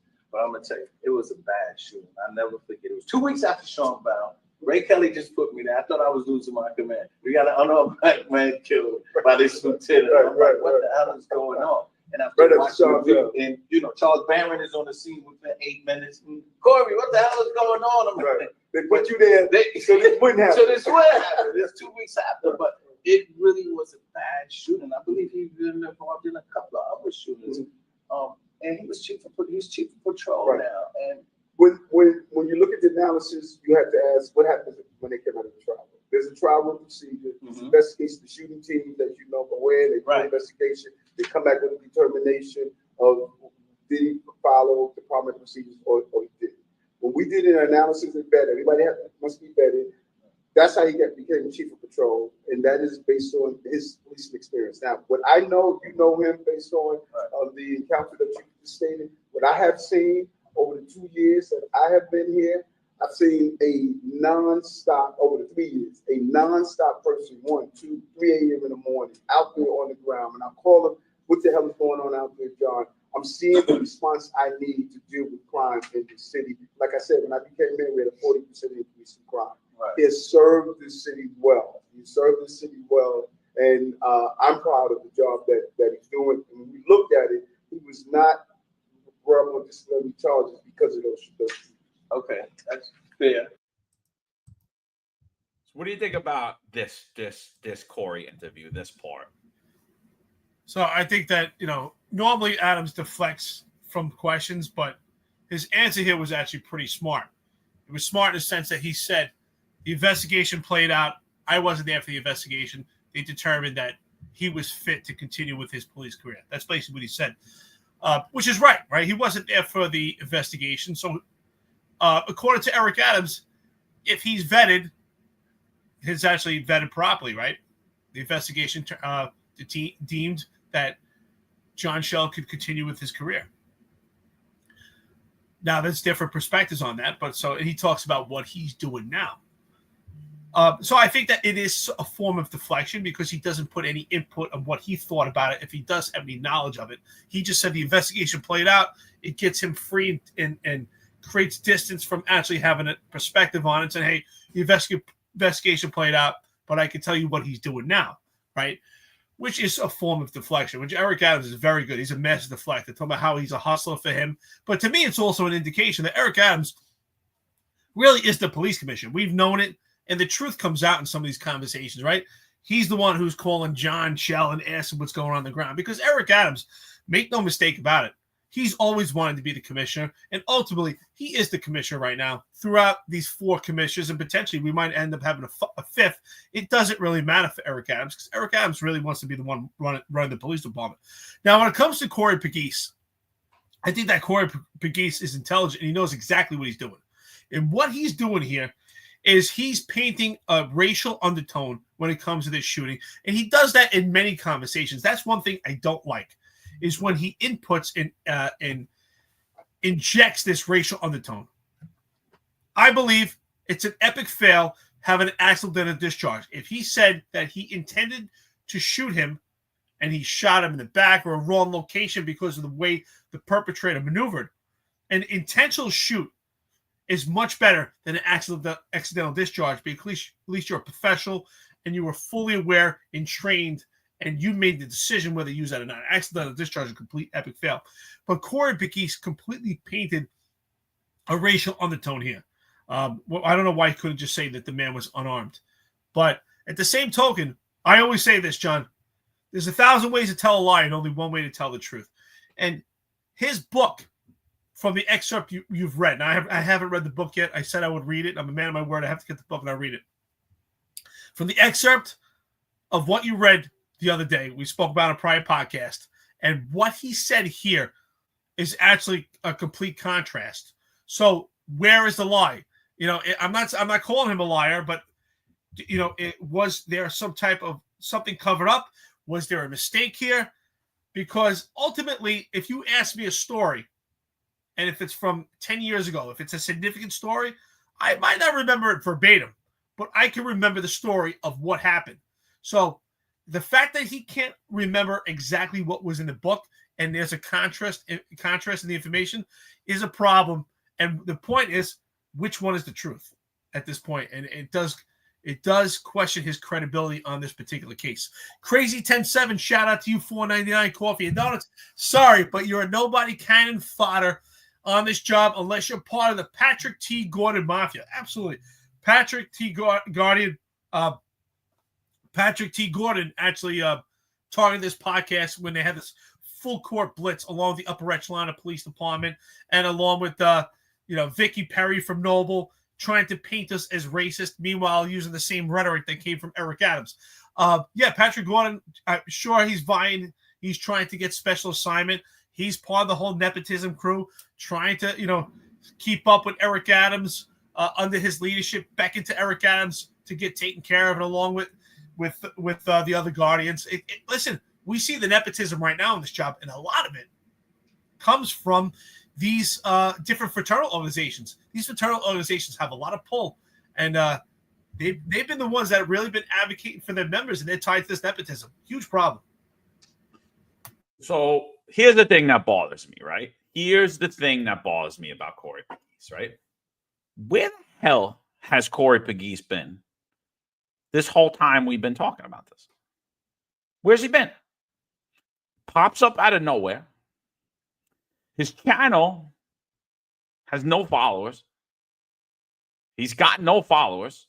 I'm not saying that that's a big thing, but for Eric Adams and for the NYPD, that is a big thing, right? Because we're consistently told this is a small little podcast that nobody listens to, when the reality of it is, and then it's an openly racist platform. But when the reality of it is the entire job listens to this podcast. The entirety of the NYPD listens to this podcast. Most of New York media listens to this podcast. Most of the politicians, regardless of what side of the aisle they fall on, listen to this podcast. It is a source of information, a well-informed source of information as it relates to the NYPD crime and corruption in New York City. And it's irrefutable at this point. And Eric Adams doesn't choose to come on here to speak about the NYPD. Now, I'm not inviting Eric Adams, and you're not inviting Eric Adams, and we're not inviting any of these people. If you want to come on this platform, you reach out, because that would be the smart thing for you to do. Right? You should reach out and be asking to come on here once a week. You should be asking to come on here every time we do an episode about any type of corruption or anything else. So me personally, Corey comes out of absolutely nowhere. He has about 300 followers on his channel. We basically promote the Eric Adams episode for him, because if it wasn't for us, nobody would even know that was going on. So everyone that watched that episode, 90% came because of our advocacy to watch it on social media, right? And then I sit there and I say, why did the mayor go on his show? Why did the mayor go on Corey's show? And where the hell has Corey been the last 3 years? Why all of a sudden does he care about what's going on in the NYPD? Why all of a sudden is he speaking out only against certain select members? He gave a big prop to Ed Caban. He never spoke about that corruption scandal. Never talked about it. He talked about two people. He talked about Jeff Madry, who was already done in the public's eye, and he talked about somebody that we called the fall guy forever, John Shell. Now, I don't like John Shell, but I'm consistent about what I say about John Shell. You don't like John Shell, but you're consistent about what you say about John Shell. Corey has not been consistent on his position on the shooting of John Shell. And I'm sitting here and I'm saying, is Corey part of the mayor's perception management campaign? Did Eric Adams say, I'm going to go on Corey's show because I'm going to try to redirect this conversation around who's the bad guy and who isn't, and try to remove any type of culpability off of myself and off of the members in the NYPD that I want to clear things up about? He really had nothing to say about Kaz Daughtry. He let the mayor make the assertion that Kaz Daughtry is an innovator like Jack Maple, which is insane. It's not any basis of reality for it. And I'm sitting there and I'm saying, I think Corey Pegues is a psyop. And I think it's hysterical. And I'm not trying to tell you people to not watch him. I'm telling everyone on here, watch every piece of content he puts out. Watch every piece of content that he puts out, but watch it very closely. And listen and think about what he's saying and why he's saying it. And why is he now saying it all of a sudden? That's what I'm saying. And why would the mayor, who consistently says that he's not afraid to do media, why would the mayor choose to go on his show that nobody listens to and not the show that the entire rank and file of the NYPD listens to? Why would you not be vying to come on this podcast, but you go on a different podcast because you're trying to give it clout and you're trying to draw attention away from here? And I'm saying, let that attention draw away. Go. Watch everything. We're never going to tell you not to watch a show. What I'm going to tell you is think and listen to what's being said. And I'm seeing a complete opposition, paid opposition propaganda is being put out. That's what I see. That's what I see. I could be wrong, but that's what I see. That is my personal opinion. I'm sticking to it unless somebody could tell me different. That's what I'm going with. I'm not buying any of it. Well, we both talked about this, but before I say that, I just want to say shout out to Cop Watch Patrol Brooklyn, because Cop Watch Patrol Brooklyn says even Cop Watch listens to this podcast. So, hey, Cop Watch, we appreciate it. Just shows nothing personal, right? So it could be a psyop, absolutely. So you and I both spoke about this. I said it doesn't make any sense. Corey has been in the background. He's been very quiet through this administration, through the appearance of impropriety, through different police commissioners. He knows that this is not the norm. He was a commander of one of the busiest precincts in the entire city. He knows that the operation, the overwhelmingly operation of the police department is being run to the ground right now. He knows it's ineffective leadership. But Eric Adams is his boy. So I was thinking the same thing. You and I were talking about it. So why would Corey actually get to this point and actually ask these pointed questions about Jeffrey Madry? So could it be at this point Jeffrey Madry is so far down when it comes to this corruption to deflect from him, to deflect from John Shell and deflect from Kaz Daughtry and just have Jeffrey Madry casualty in this? It could be because Corey and Eric Adams, and there's no indication to believe that they're not boys anymore. From what I've seen and through numerous conversations, I watched Corey Pegues, I think it was Hot 97, where he talked about how he believed in the removal of anti-crime, and he talked about he was supporting Eric Adams, talking about how that's his buddy, and he was hoping that he would not bring back anti-crime or quasi-anti-crime. Didn't think it would be an effective tool, but supported Eric Adams. He was completely behind him. So could this be a psyop? Absolutely. I think ultimately, and then we were talking about this, I think that Eric Adams coming on Corey Pegues, he thought he would get more traction from members of the police department, just the public in general, was overwhelmingly, I believe, in my opinion, based on what was said, it was a campaign so that Eric Adams could say, hey, no matter what's going on through these trials and tribulations, I'm not going anywhere. I'm not stepping down, and I'm going to run again. The problems have been removed. Jeffrey Madry, he retired, and we replaced him with John Schell. John Schell was already vetted. That shooting was 2008. I support him. He's great. He's my go-to guy. Kaz Daughtry, he'll still be in place. He's absolutely great. And that's my interpretation, my perception of it. Could it be a psyop? Absolutely. And that's the only thing that could make sense. Corey Pegues and Eric Adams, they're boys. They go way back. And, to me, it was propaganda. This was, and we said it when we first spoke about it. I said, you know what? To me, this was a campaign for Eric Adams. Kaz Daughtry's great. We're doing this, innovative technology program.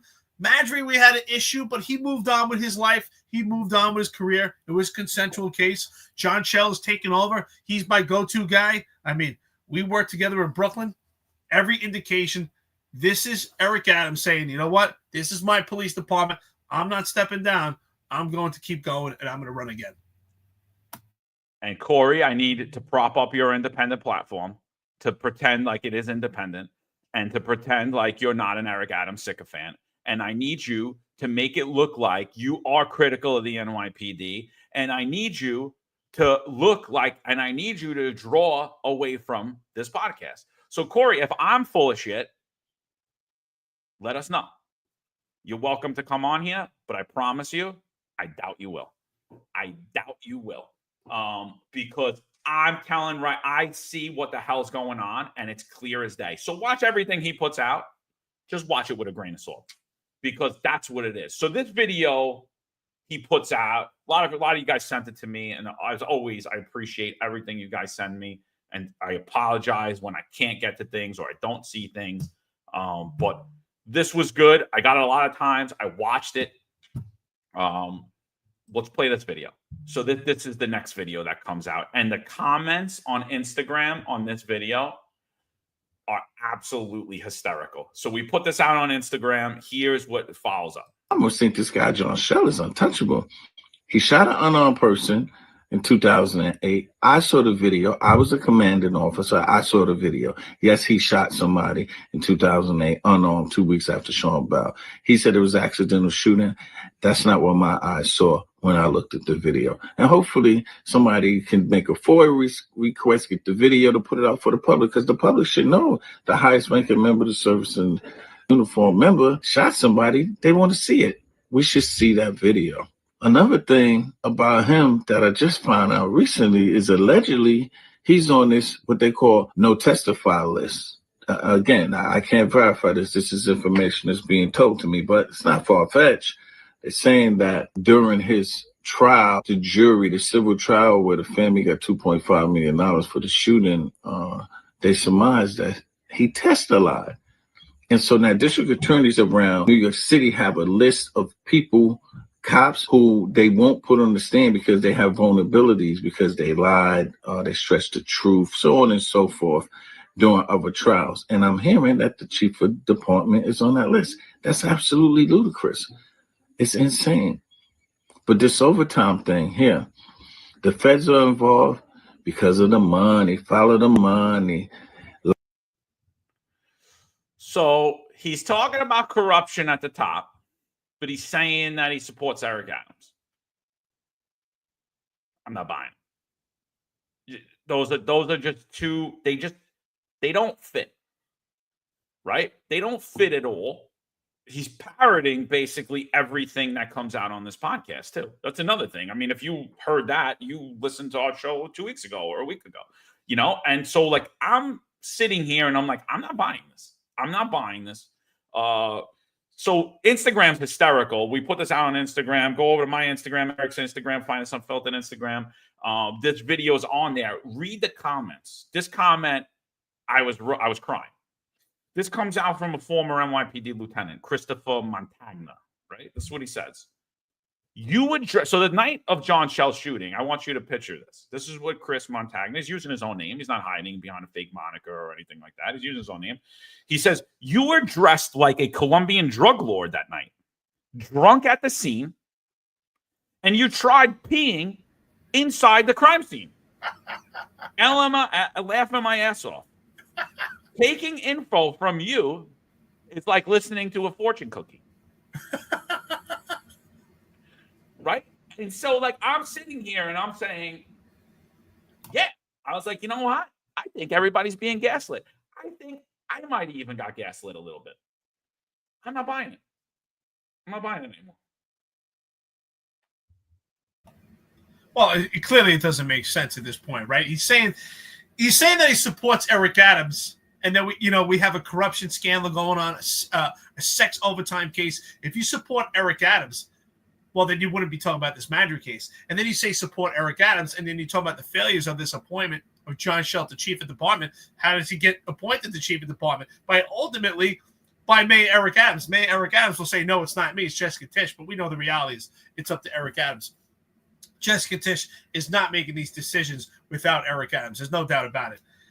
I agree with you. It's completely gaslit. I'm starting to ask questions of which angle is he trying to go. One of them, I'm for sure, I would put my money on, is that Corey Pegues is finding a way to make himself relevant and put himself back in this arena. Because he's been quiet for a long period of time. He's a smart guy. He's intelligent. He knows what's going on.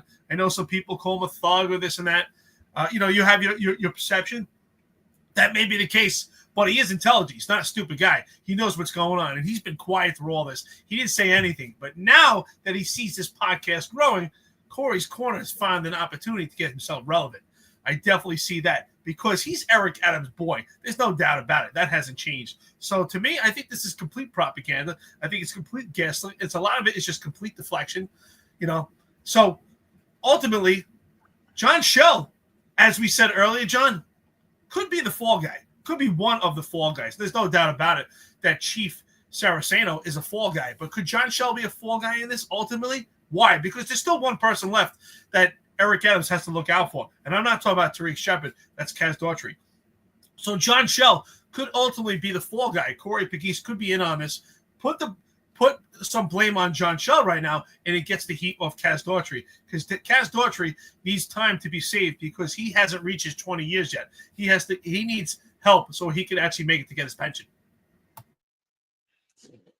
Yeah, 100%. Mullen says, the NYPD having sponsored ads on Instagram now, is that not far off from the idea of using Corey as a controlled public relations campaign? Absolutely not. And that's exactly what I see. And then I look at this further, right? I read the book and I read the excerpt. Unarmed black man. I say unarmed man. I don't care what color your skin is. I don't care, Eric, if you shot my unarmed white kid or my unarmed. You shot an unarmed person, right? That's all that matters. The color of the skin is irrelevant to me. That is a racist propaganda talking point to inflame and stoke racial division in this country. And I'm so sick of it from people who tout themselves as law enforcement experts. I'm so sick of it. I'm so sick of hearing this shit. And then I flash back to when he's on CNN and he's breaking down the Pantaleo incident where Eric Gardner has a heart attack and dies. And he says that Danny Pantaleo murdered someone. And I didn't see murder. I seen exactly what I was trained to do in the New York City Police Department. I seen someone deploy the tactics, and I heard my instructors telling me, when you get them to the ground and get them the handcuff, roll them to the side to promote free breathing and call an ambulance and call your supervisor, which is exactly what Danny did and was ultimately fired for, but never charged by Obama's Department of Justice nor the Staten Island District Attorney's Office because there was no crime. That's why he wasn't charged. If there was a crime, believe me, it would have been very easy and it would have been politically friendly to charge Danny with a crime. It would have fit the narrative. It would have been a nice, easy talking point, and that's it. That's why when James O'Neill fires Danny Pantaleo, he's up on the stage crying because he knows he's doing the wrong thing. He knows he's going against everything he knows and believes to be true. That's why he's crying. He's not crying because he's upset about anything other than the fact he's fighting with his own conscience. So he fires Danny. So Corey, law enforcement expert, said that Danny violated EDP procedure. What? That wasn't an EDP situation at all. That was a resisting perpetrator. End of the day. And then I look at the excerpt. John Schell shoots an unarmed black man, but Charles Barron says, after seeing the video, that was good. Patrick Donahue points out, why the hell is anyone seeing that video?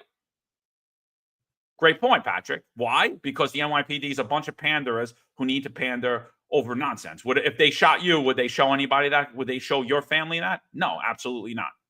No, they absolutely would not show why they shot Patrick Donahue. That video would not get released to any member of the public. They would hold on to it for dear life, and it would only come out in a criminal trial if there even is one. So when he says that, I'm sitting there and I'm saying, okay, so you care about unarmed black men being shot. So why now are you coming out and talking about it? Where were you when it happened? That happened in 2008. Are you telling us you had low integrity and you covered up a shooting in the NYPD and didn't blow the whistle on it and didn't tell exactly what happened? Because that's what I'm hearing. I'm hearing that you thought, hey, you know what? It was a bad shoot, but hey, I was a cop at the time, so what? And then I flash back to doing the West Indian Day parade. I flash back to it, and I flash back to you giving the roll call. And it was a low point in my career because I was like, why am I on this job? Why am I on this job? This is what we promote in the NYPD. Unprofessional talk, unprofessional behavior. And so I'm not buying it. That's just me. I'm not buying it. Eric, I see exactly what you're trying to do and who you're trying to prop up. It ain't happening with me, big guy. Well, that's my point. Corey's a smart guy. He knows exactly what he's doing. There's no doubt about it that he remembers what happened, especially if you write something in your book, right? What do you tell you? Oh, I'll dust off my book. If you write something in your book, that's a significant and important story that you remember. And I always say that there's 1,000 ways to tell a lie, but there's only one way to tell the truth. You might not say the exact same words every time, but the story will always remain whole. I have stories in my life I could tell over and over 1,000 times, and it'll always be the same. And I'm sure the same thing for you. You have stories that you've told on this podcast that if I was to play it back, the story would be the same. But when it comes to Corey Pegues, the story of what happened that day is far different from what he's saying right now. And that's why I said I'm not calling him a liar, right? I have to read the book first. And I said I would read it. I'm a man of my word. So I'm going to have an opportunity. But I tell you what. I'm saying he's full of shit. I'm saying he's full of shit. Well, what I'm telling you, it appears, and that's why I want to read it before I want to have my evidence before I say someone's a liar. But it appears to me, just on what his statement was, that there is some form of cover-up and that his integrity was compromised at the time when John Schell was actually vetted and actually allowed to continue in his career. Because that's why I kept saying he keeps implanting and injecting this racial undertone, right? And to me, the perception by that conversation, what I heard from Corey so far, is that they basically sold it to Charles Barron that, hey, this shooting's okay. Hey, we got a problem right now, with unarmed black men, and we don't want to have a big problem within the police department. Let's say this one's okay and wash this one away. That's what it sounds like to me. That's the appearance I have. So I look forward to reading the book, but based on what I have right now, that's my perception. That's the appearance that it was a cover-up because of what was going on with the Sean Bell case, because he keeps referring to that, what was going on in the 6-7 precinct and the tensions between cops and unarmed black men. He completely paints the racial undertone that he had to sell it to Charles Barron. The bottom line is it just shows that with Eric Adams and the people in his circle, and Corey is in his circle, have maintained low integrity. Yeah, he's pointed at John Schell saying that his integrity is low. Whose integrity also has been compromised in the court system? Kaz Daughtry. Kaz Daughtry also, he's on the list also of not being credible. So it's not just John Schell. Anyone that's tied to Eric Adams right now, if you're in the upper echelon, if you're able to get promoted by Eric Adams' blessings, then you have low integrity and you're not someone of moral character. And that's why I question Jessica Tisch and her family also. To get to this position, are they so desperate to get her into this political arena? They allowed her to get muddied up and dirty her name being under the behest of Eric Adams. So you know what? Shame on them. They made their bed. Now they have to lie in it. Listen, I'm saying right now he's full of shit. I'm not even backing off of it for a second. I'm saying he's full of shit. I'm saying what Montagna said on here is he showed up to that crime scene drunk and tried to piss in the crime scene. So I don't give a shit what he has to say at this point. Unless you're going to clear what that lieutenant set up, I don't give a shit what you got to say, honestly, because that's absolutely disgusting. If that happened, that shows how inadequate inadequate the leadership on the job was then, because he should have been suspended that night. You show up to the crime scene drunk, and then there's someone else on there saying that he had a beer in between his lap, and he told them, he said, you make sure you're not drinking beer, and he drank a beer and pulled away. That shows how inadequate the leadership has been. But even then, the NYPD could recruit, and the pay sucked, and the NYPD retained officers, even when that type of unprofessionalism is in leadership. So I'm sitting here and I'm saying, Eric Adams put that whole interview together. That was paid propaganda. That was nonsense. That whole interview was nonsense. However, I will say this. I'm going to be watching very closely, and I'm going to be commenting. So that's what I'm going to say. I love it. It's going to be just like Off Topic Tuesday for me, Eric. We're going to do this same thing. We're going to look at it, analyze it, break it down. Because I'm like, I don't know. That whole thing annoyed me, man. The whole thing annoyed me. Like everything, the further in I looked at it, the more I came out of it. I'm like, this whole thing was a setup. The whole thing's a setup to make Eric Adams look like a good guy in the end. And what are they doing? They're using John Schell and smearing John Schell to make Adams look like he's a good guy. And I'm like, you don't see that, John? You don't see what's happening here? John Schell was in a bad shooting. John Schell was doing this. John Schell was doing that.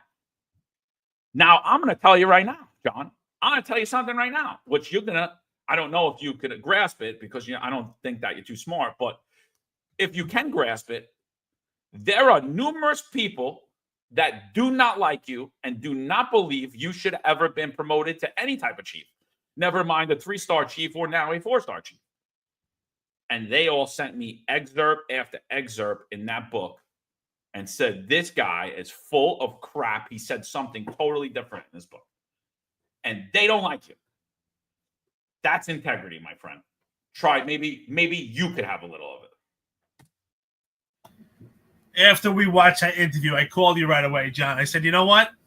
This wasn't even an interview. I said, this was a what did I say? I said, this is actually, I said, I could close my eyes and I said, I would have anticipated what Eric Adams was going to say.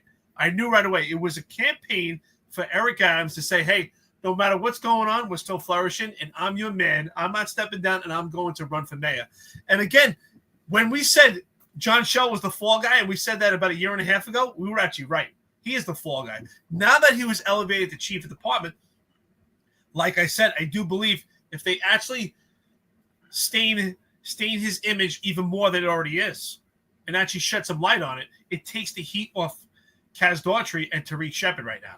Because who's his baby? Who are you talking about? Talk me about Kaz Daughtry. Oh, I love Kaz. I love Kaz. He didn't say, I love John Schell. He's doing a good job. You know what I tell him? His boots are on the ground. But John Schell, make no mistake about it, you're expendable. But who does he love? He loves Kaz Daughtry. Man, Kaz Daughtry, I would love to have you on here one day when the feds come after you because you must have a lot of skeletons in your closet. He must have the key to all the information. He knows about everything that's going on with Madry for years. He knows a lot of information about Eric Adams. Kaz Daughtry, I tell you, they've raised you since you were a baby. Kaz Daughtry has all the info. Kaz Daughtry is the key.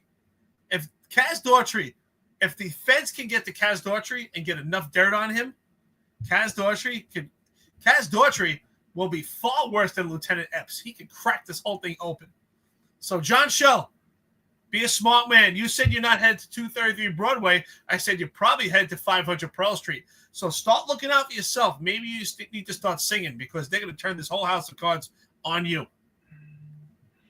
Yeah, 100%. So everybody's talking about the mandate. Yeah, I think the mandate overall affected morale. I spoke to Eric about this yesterday, and we were talking about it, and I said, how much do you think the morale has been affected by way of the mandate? And I said, look at all of the New York City agencies. I said, the fact that there's not a mayoral candidate with a strong position on rehiring back city workers who were terminated and forced from their careers for violating who were unwilling to either violate their religious beliefs, their medical needs, or their philosophical beliefs. The fact that there is not a mayoral candidate out there to date, and we were talking about how there was going to be a candidate to come out and say this, but we're saying how the fact that there was no mayoral, it's insane to me, because the real decline in morale started with the mandate. The major decline in morale happened. I think Marlon has a stat that he put out. I got to get it from him. I got to look at it more. But he said 7% of Tier 2 and Tier 2A left with the mandate. Gone. Retired, forced off the job, terminated. 7% gone. Right? So you got to flash back to that time. 60% of the NYPD didn't want to take it. 60% of the fire department didn't want to take it. You could have did that in almost every city agency besides the DOE, because there's a bunch of leftist libs in the DOE. It just is what it is. That's who traditionally liberal minds go to the DOE. It's not a knock on you. It just is what it is, right? It's just who goes to what profession. Women tend to go into teaching. Women tend to be more liberal leaning. It just is what it is, right? So that was the case. They were pretty pro the mandate. I don't want to say pro the mandate, but pro people doing what the mandate was forcing them to do, right? So DOE, but nearly every other city agency did not want to take this, didn't take it. And when we all marched over the Brooklyn Bridge, which was probably the biggest march concerning labor in American history that got no mainstream media coverage, there were people there that already took what they were telling us we had to take, standing with us. So I think the overwhelming majority of city workers, cops, firefighters, EMTs, teachers, whatever it is, did not support the mandate. They did not want to see people like Marlon Bethel get terminated. They did not want to see people like myself leave. They did not want to be forced to put something in their body that they didn't want. And what did you do when you forced guys like me and Marlon out? You said, wow, you showed people they're just a number. And that was only a small fraction. You harmed people they loved and respected. Huge blow to morale. Huge blow to morale. Huge. Right? But not only did you do that, the people who you kept, they checked out, buddy. Gone. You forced them to do something they didn't want to do. They didn't legally have to do. It didn't actually make any sense for them to do. As time goes on, we see how much less sense it actually makes for them to do it. And they're completely checked out of their professions. And that's not just in the NYPD. So to me, if you want to be the mayor of New York City, you should absolutely have a position on this. So Jim Walden, shout out to you. Jim Walden's going to come on the podcast. We're going to explore the statement that Jim Walden put out. Eric, what do you think about what I'm saying as it relates to the mandate? There's no doubt about it, right? The topic of this is about the struggling recruitment process, right? And we're also talking about how it correlates. And we said it's pretty much the same when it comes to morale and also the attrition rate. That it's pretty much the same issues why people are not taking this job or the reason why they're leaving this job. Jessica Tisch promised to the public, which I think is a mistake on her part, that she promised that there would be 1,600 new police officers for 2025, which would be 2 classes of 800 apiece. And in order to get about, I'd say 1,600 police officers, we need to vet through possibly 30,000 potential candidates. That's a lot of time and a lot of effort. We're talking about millions of dollars, a lot of work going into it. And even the article that was put out about the recruitment problem said they're having such a recruitment problem that it's going back as far as 7 years. People that have taken the test as far as 7 years ago to try to get people to take this job. So think about the money that costs, right? The more time that you have separated from potentially getting on the police department is more of a history that you have. It's just life. As life goes on, you have more of a history. The older you are when you get on the job, there's more of a history that you have, which means there's more of a background check and more work for the investigators, and it's extremely costly. We're talking about 1,600 police officers. According to my numbers, if Marlon is right, which I have full trust in Marlon, if we were to say 7% of 25,000, that would be 1,750 officers. If 7% of 25,000 were to return today, that's 1,750. That's more than the 1,600 police officers that Jessica Tisch promised to the public for public safety. That would increase morale right there. Why? We would get back veteran police officers that are already trained. They do not need the academy. There would be a short background check from the time that they have left the job. And these are already experienced police officers. And if, you know what? I don't even think it's necessary for a background check. They were wrongfully terminated, wrongfully had to make decisions to leave this job. They should just be reinstated, compensated, vindicated. But it would cost, in the short term, the appearance of it would look like it would cost a lot of money. But in the long term, I think we would save a lot of money, and we're getting veteran police officers back. They don't have to go to the academy, maybe a 1-week refresher, and they're right back to work. And that's more than the 1,600 in the academy that they have to vet through potentially 30,000 candidates, and ultimately who are not even built and even wanting and desire this profession. So those numbers right there, that helps your recruitment problem, and one that would bring morale back as you see your brothers and sisters come back to the police department and see, you know what, that they fought back. And they're not just a number, and they should be honored again.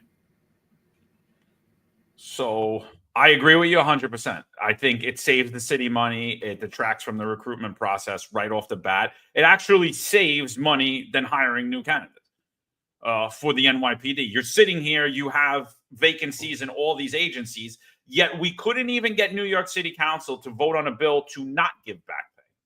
So I spoke to Jim Walden yesterday, prior to him putting this message out. I believe that this message needs to be clarified, and we will clarify that. Mark Robinson, NYPD cop, black man who Eric Adams made homeless due to this mandate, who was a police officer, did absolutely nothing wrong, but hold on to his religion and would not bend the knee to Eric Adams. Eric Adams is an elitist. That's what I've been telling you.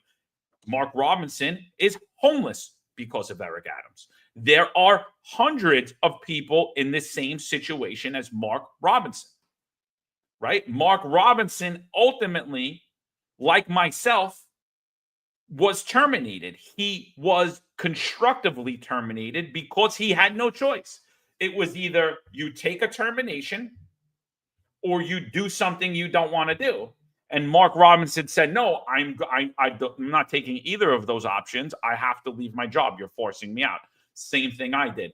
I will clarify that with Jim when he comes on the show. We will clarify that statement, because when I see termination applies to everybody who was forced out, whether you were denied a religious exemption, whether you were denied a medical exemption, whether you ever even submitted an exemption. If you were terminated non-disciplinary, like Marlon Bethel, it applies to you.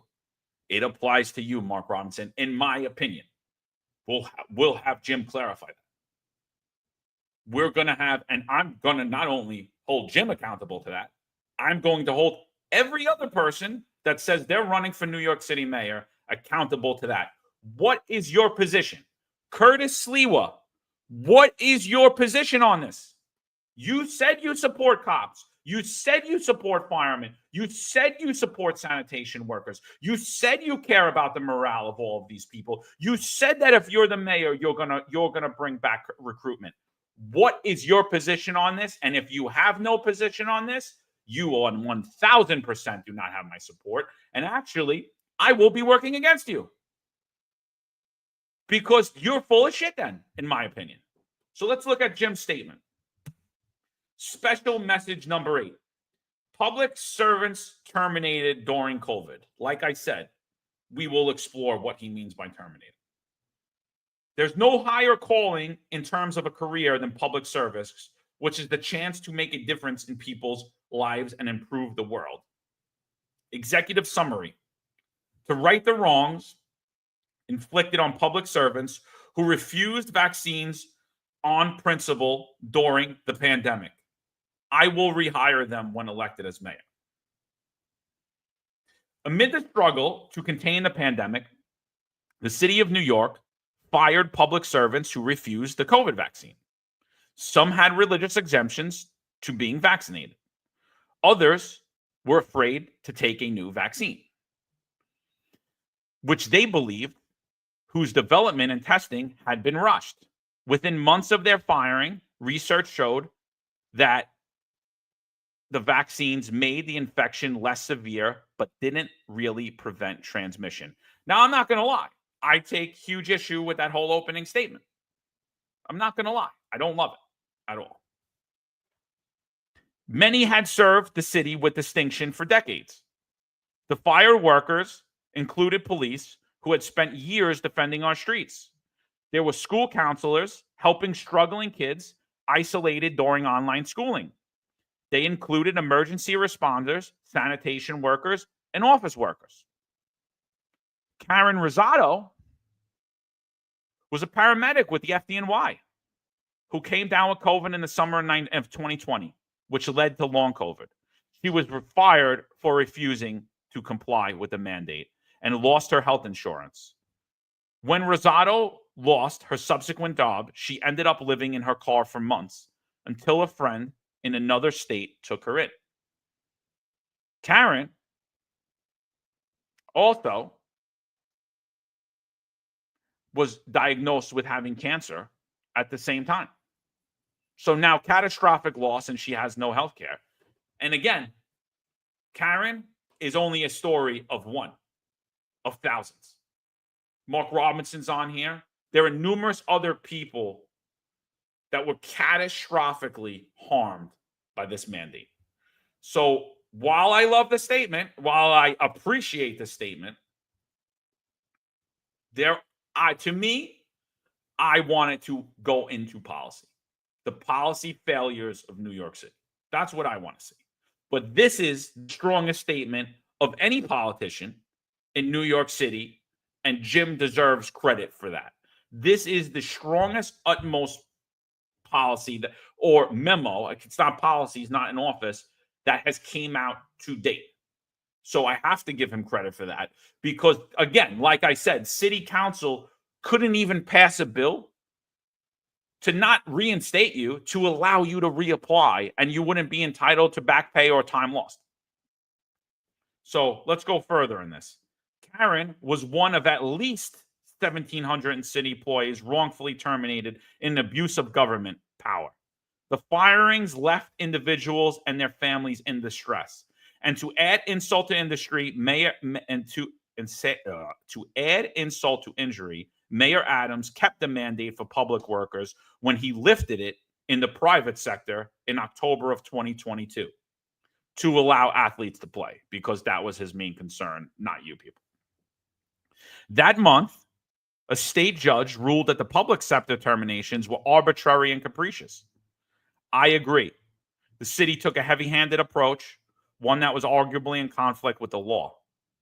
It generally refused to make religious and medical accommodations. It could have modified requirements for many jobs. The mayor winces and whines about being canceled after being indicted for public corruption, yet he canceled city workers who refused to comply with the mandate. We should turn the page on this injustice. As mayor, I commit to three things. For those who refuse to comply, for sincere medical, religious, or personal reasons, I will welcome them back to city service with an official apology on the behalf of New York City. I will give them back pay. For those who file lawsuits, I will direct my corporation counsel to evaluate the merits of each case expeditiously and for appropriate case, settle on fair terms. This will be my policy as mayor. You have it in writing. Hold me accountable. I commend Jim Walden for this. So you and I spoke about this, and I said I don't know Jim personally, but I read his bio, and his bio was pretty impressive. It is impressive to the point that it paints a picture of a man of moral principle. As I said, I don't know him personally. He worked in the Eastern District as a prosecutor. He grew up not by the silver spoon. He grew up kind of poor. He was living on his friend's floor while going through college at Temple University, so extremely intelligent. He's been through some rough times, so he can relate to New York City people, unlike Jessica Tisch. So he seems to be a man of moral principle. As I said, I don't know him personally. And when I read this, I said to you, I said, John, I don't know what his policy will be exactly. This doesn't appear to be policy to me. It reads as a memorandum, which is a precursor to policy, but it's a step in the right direction. And I believe that this actual memorandum single-handedly changes the entire course of the election right now. And now this has to be the topic. This has to be the number one topic of conversation for all potential candidates for mayor of New York City. You know, are you going to honor New York City civil service workers again by putting them back to work, by getting back to common sense, putting them back to work, reinstate, vindicate, and compensate? And in the short term, the appearance of it may seem to be costly, but in the long term, I believe the city will save millions, and we're getting back those veteran New York City civil service workers, and we're getting back those masculine traits that we once had, not just in the NYPD, across the board for these civil service employees. So I think this memorandum is a step in the right direction. Do I think it's a hurdle for Jim? Yes, he's an independent. I think it's a hurdle, but I do think this does change the course. So I look forward to Jim coming on this podcast and having some conversations. I want to meet with him. I want to get to know him. So the question I have is this. When it comes to the unions, and I put this out, I sent this to the unions, take a look at this and ask yourself, are you going to meet with Jim? Because if you really care about the members that you lost, the members that were discarded, you should meet with Jim, see what he has to say, and see if he actually is a man of his word and hold him accountable. Or will you back the front runner and put your money to politicians that have complete disdain for your members, complete disdain for law enforcement? So the bottom line is you need to meet with Jim and you need to get to know him and find out what exactly his policy will be, because this memorandum is a step in the right direction. And I do believe that this will single-handedly, again, change the entire course of this election. I think it's a non-starter. If you don't have a statement on this, if you don't have a policy, if you're not willing to reinstate people and right the wrongs that New York City did, to me, it's a non-starter. You have no business being the mayor in New York City. Cop Watch Unit Patrol Brooklyn says, serious question. You two think New York is going to be ready for the Robert Brooks video blowback if none of these 14 correction officers are not held accountable? Because I see a bad moon rising. Full disclosure, I haven't really broken it down yet. From what I've seen, I don't see any way they're not getting found guilty. I think we should do an episode about the whole thing and actually review the video and do that. I don't see how they're not getting found guilty. I mean, what I saw was completely wrong and horrible, and I don't think it should happen to anyone, including someone with a horrible past like Robert Brooks. I mean, because if it could happen to him, it could happen for a guy that got arrested for some nonsensical issue as well. It could happen to your son. It could happen to my kid. I think there was I reviewed one of the body cameras, and from what I saw a failure all around. I saw complicit, cowardly, spineless men who said and did nothing, even though things were going wrong in there. And it all started with the weak-ass sergeant that was in there, in my opinion. So that was my initial opinion on only viewing like a slight body camera for a second. I don't see any way. I believe all of them that got fired already. So the job is already saying there was wrongdoing. I don't see any way they don't. And I honestly, I don't give a shit about the blowback of any of it because, you know, I don't believe in mob control and I don't care about the threats from community groups and paid agitators. I just don't. I don't care. I don't care if the Deputy Commissioner of Anarchy is coming out that day. He comes out for everything else. He's going to be wearing a different garb, but who cares? You know, if it's not one issue, it's the other issue. And all these people pretend to care. And really what they do is race bait. They're just trying to be the next Al Sharpton. That's it. And control when the lawsuits get paid out in New York City. So I really don't care about the mob rule. Make sure you don't vote for me for mayor. And so, yeah, no, but I respect Jim Walden. Like I said, Sal Greco, big supporter of Curtis Sliwa. I think Curtis Sliwa needs to come out and put a statement. If he doesn't, I don't support him at all. I don't think he has any business being the mayor. Sal says, where was Jim Walden when the migrant shelters popped up in every neighborhood? What was that Curtis Sliwa there getting arrested? Question mark. Where was Jim? Fair question. But again, I believed, and I said it at the time. You could go back to my post. I said that you're being gaslit by the right.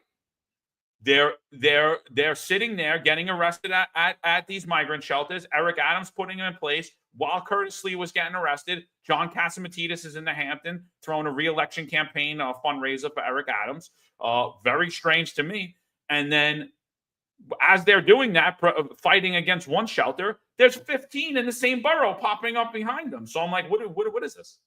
You just don't want it in this specific area? Like, could we narrow out your thought pattern a little bit? Like, why are you picking this specific area over the other 5 that are popping up in your borough? Which is the same thing that happened on Staten Island and in Queens. And, and so to me, I wasn't a fan of any of it. But Curtis Leewood needs to come out strong. If anyone doesn't come out strong, I'm not supporting them. If Jim comes on here, I was straight up with Jim. I said, I don't know you. I like you. You seem to have a great background. You seem to be a person of respect. But I'm not supporting anybody right now. I'm not. I want to see what you got to say. Right now, Curtis Sliwa has not outlined anything to me of what he's going to do when he's the mayor, how he's going to fix up the NYPD, what he's going to do to right the wrongs in New York City. And I can tell you right now, until he does that, I don't support him at all. Well, I said the same thing. You know why? I don't know Jim personally. I just know his bio. And based on that, I want to meet him. I want him to come on the podcast. I look forward to an interview. I look forward to his position, but this is not an endorsement by any means. So make no mistake about it. We're not endorsement at the time. And I agree, Sal, it's a great question. It's a fantastic question. Where was he with these migrant shelters? Where was he when we had this takeover with illegal military age males? But that's definitely a topic. We'll definitely explore that and ask those pointed questions on this podcast.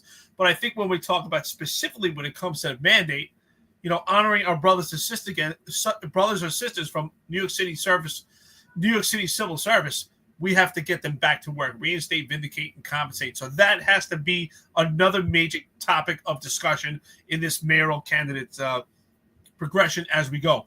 I don't think by any means can we have a discussion without having the discussion if we're going to reinstate, vindicate, and compensate. We have to put them back to work. That conversation has to be had. We violate the law. We violate their rights. And we treat them as numbers, and we treat them as second-class citizens. I mean, John, you and I talked about it. Before the mandate, 60% of the overwhelming majority of these New York City civil service agencies were unvaccinated. It took a vaccine mandate to actually get everyone on board. So that shows you the overwhelming majority were against it. The overwhelming majority would have never fell in line with this if it wasn't for forced coercion. So, Sal, I think it's a fantastic question. I want to ask those questions also. But I think at this point, when it comes to this mandate, it does change the course of this election. And every candidate has to be ready to discuss, have a plan, and they need to take a position as immediate as now. Now that Jim put this out, I think that Curtis Sliwa, including Eric Adams, has to put a stance on in a position to show that they're in the race, because this changes the game right here. Yeah, Sal says, Curtis has stated numerous times at WABC he will hire everyone back with back pay, while New York City has shelters popping up everywhere. Curtis helped shut down 7 of them. Jim was where exactly? So it shouldn't be an issue. If that is the case, Sal, it shouldn't be an issue for Curtis to put out a statement. That's all we're asking. We're asking for a statement in writing. Jim started the conversation. Let's continue the conversation. There are thousands of us. This is the most diverse group I've ever seen. It's compromise of every type of political ideology, gender, background, nationality, everything, ethnicity, sexual preference. It's a huge group. If he doesn't put out a statement, he's not getting the support. It's that simple. If he does, he could potentially pull support. Right now, Jim put out a strong statement. He's trending upwards, and Curtis is trending downwards. And Sal says, we were just saying Corey Pegues popped up out of nowhere, just like that. And I'm just like Jim did. Where was Jim the last 8 years? Curtis ran against Eric and has pressed him at every turn. He's against the mandate. Again, he could put the statement out. In Jim's defense, where was Jim? Anybody follows Marianne Pizzatola? and New York City retirees. Jim was spearheading that lawsuit with Marianne to get on board to fight to keep retiree health care that Eric Adams is trying to strip from retirees. So that's what Jim's doing. He's an attorney. He was a prosecutor. He was actually fighting to keep cops out of jail too. He was doing a lot of stuff that isn't in the mainstream that we don't know about. And so that's my whole thing. I like I said, I'm not supporting anyone right now, but I got to tell you right now, Jim Walden is trending up in the race for mayor, both as on the conservative, Republican, moderate ticket. And if Curtis is not willing to put a statement out, he is trending down. So I told you, John, we spoke about this. I said the only thing that I didn't like was on the second page. It says, as mayor, I commit to the three things. And he said, number one, it's the first sentence that I wasn't crazy about, but I think, again, this is a memorandum. I believe it's a precursor to a policy. So, Jim, if you're listening, it says, for those who refuse vaccines for sincere medical, religious, or personal reasons, I will welcome them back to city service with an official policy on behalf of the city. I don't know exactly what they mean by sincere medical, religious, or personal reasons. I don't even know why we even have to put that. It should just be for those who refuse the vaccine, he can put them back to work. I don't even understand why we have to say for whatever reason this is. The bottom line is they violated the law. The science is not there. If it's your personal reasons, medical or religious, it doesn't matter, right? Because we talked about it, John. There was no how to refer to it, because I think it's very important to say there was no hardships that were compromised. So I don't even know why we even need to put that. I don't think that is necessary in that statement. I don't. Maybe it was just to dress it up, window dressing for. I just don't think it's necessary. Do you think it doesn't matter at this point because it's not policy yet, or do you think it's just words? Chris Arnold says, I'm with you guys 100%, but Jim's statement is nothing more than getting promised an ice cream machine in the lunchroom. Listen, it's stronger than anybody's came out and said to date, any politician in New York City. That's it. That's all I got to say. It is what it is. Could he crawfish on the deal and become mayor and say, screw all you guys? I don't know. Possibly. I mean, it's not policy, but he's coming out here and he's saying it that he will. Do I love the exact statement? No, because, but I don't think anyone is enthralled in this issue as myself and a few others. Like, I understand the inner workings of all this. I understand all the policy failures. I understand all the illegality that happened. I don't think many people do. So I don't, unless I'm drafting that statement, I'm more than likely not going to agree with what the statement is. So I'd have to draft a statement to agree with the statement. And my thing is to hone in on the policy failure, hone in on the illegality of it, hone in on the cases that we won, the Garvey versus the city of New York, where everyone who was denied a religious exemption, the entire mandate was deemed arbitrary and capricious. So anyone that was denied an exemption or fired over it was ordered back to work with back pay. Why is Corporation Counsel continuing to fight this? What's the basis of that? That should have been pulled down. And that ultimately should have been the statement, in my opinion. I will uphold the court's decision that it was unconstitutional and arbitrary and capricious, and I will reinstate all of you back to work. That should have been the statement, in my opinion. John, I got a question for you because, by the way, I this is what M-Rob says this, and I was thinking the same thing. That I'm confused by that statement. Let me see if I can find his comment. He says sincere. Where is it? Hold on. These comments are flying in here. You have the comment from M-Rob? Let me see. Here we go. Sincere. Who determines the sincerity? It's the same as Adams. Yeah, I don't know if it's the same as Adams, but I agree with you. That's the part I'm like, who determines sincere or not? I think it's a little too much verbiage. Maybe, again, it's a memorandum. I understand what you're saying, John. So that's why my question is this. I think I know what you're going to say.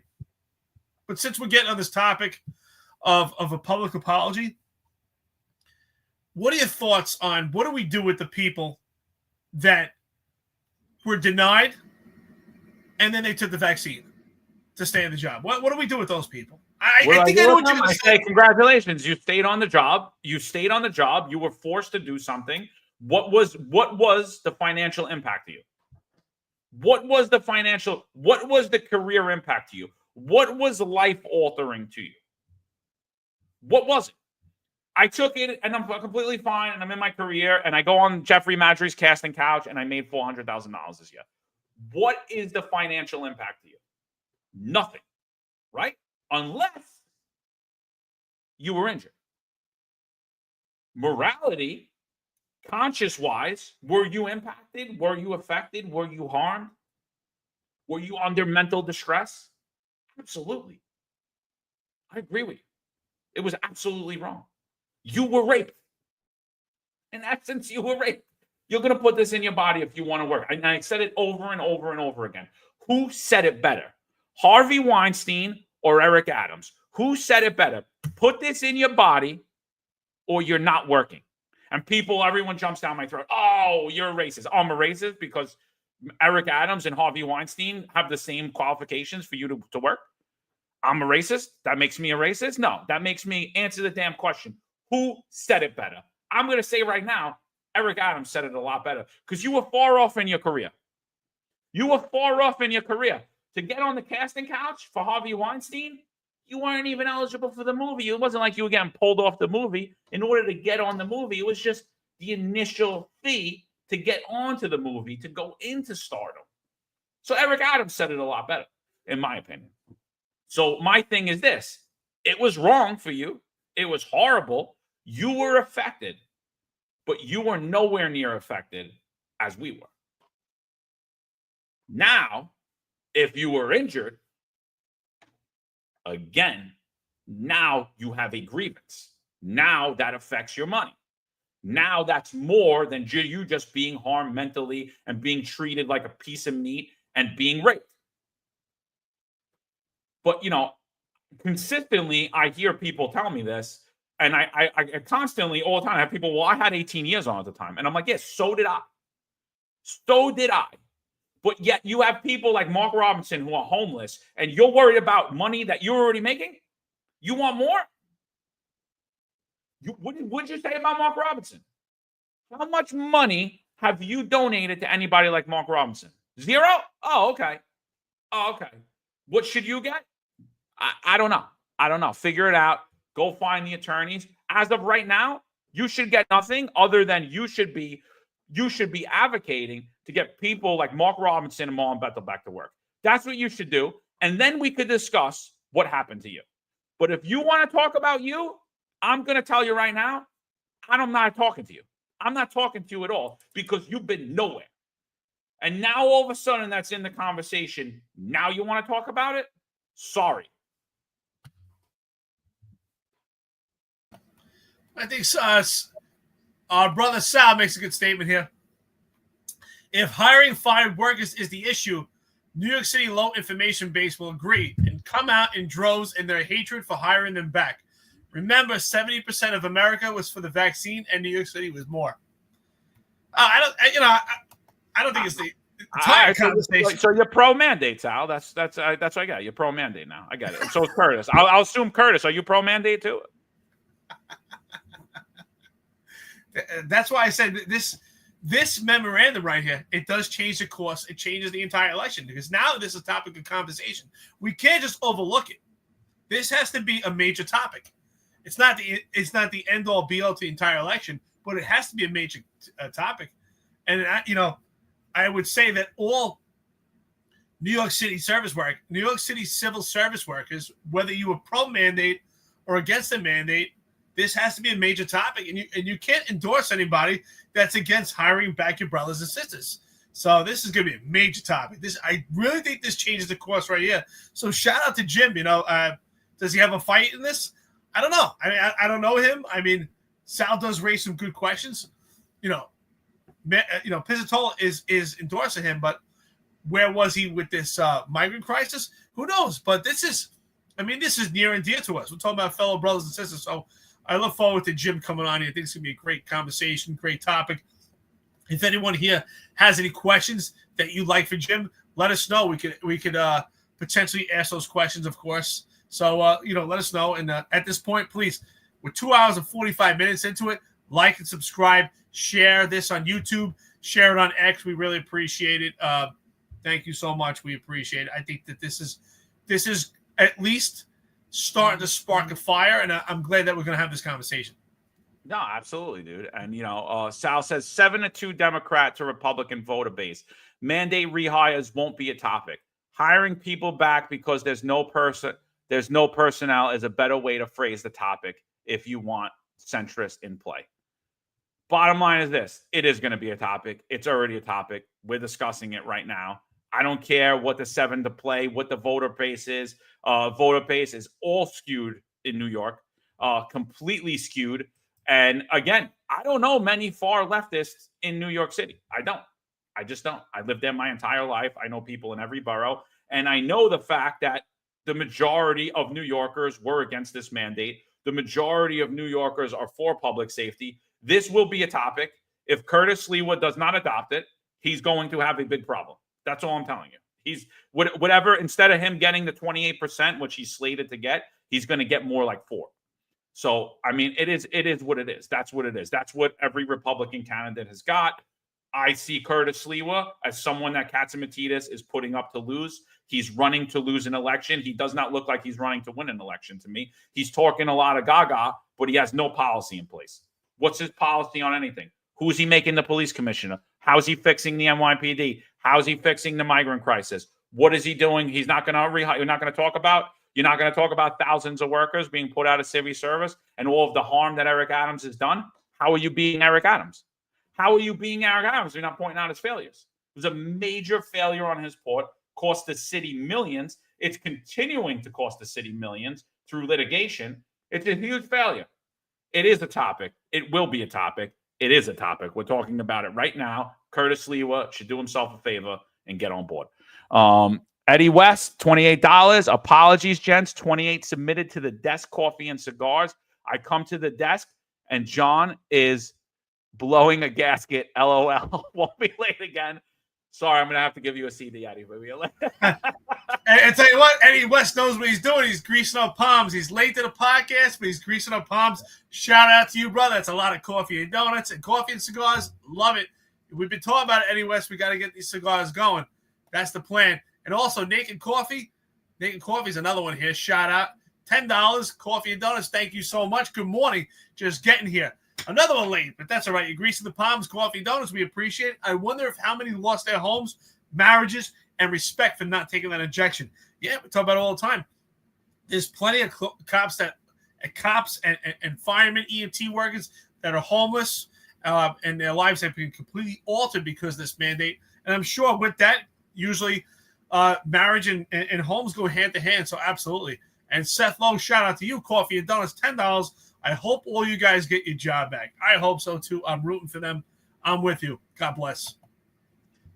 One last thing, and I'm going to get off of this.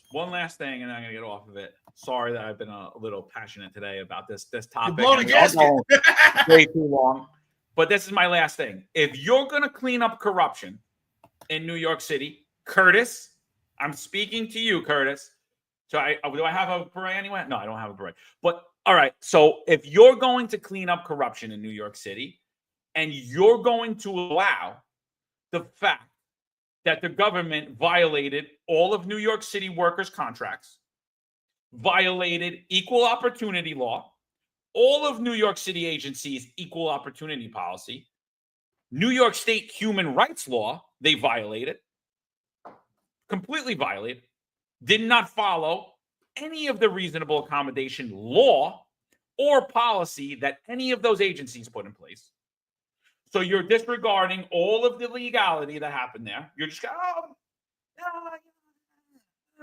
I'm not gonna make a statement because I'm on the radio. I don't have to. I got a beret. I want to put my guardian angels on the trains to be what? Guardians, not warriors, not cops. Right? So we're gonna put all of them on the trains. We're going to ignore all of that. We're going to ignore all the policy. We're going to ignore the fact that New York City broke the law and treated all of you like peasants the same way they're doing with congestion pricing, the same way Eric Adams did with these migrant shelters. You have zero plan to clean up corruption because you're unwilling to clean it up. You're going to actually further that agenda. You're going to allow that agenda to sit. You actually jump onto your ignorance or ignorance of the mandate, actually allows corruption to further in New York City. And like I said, when you look at that mandate, and you could go back to my tweets from 3 years ago when I said corruption is being allowed to thrive in the NYPD by way of the mandate because you're allowing these people to lie to you and break the law, and absolutely nothing is being done to them except for the unions holding the water. Oh, here you go, boy. Yeah, here you go. Don't listen to that guy McCary. He's crazy. He's a racist, right?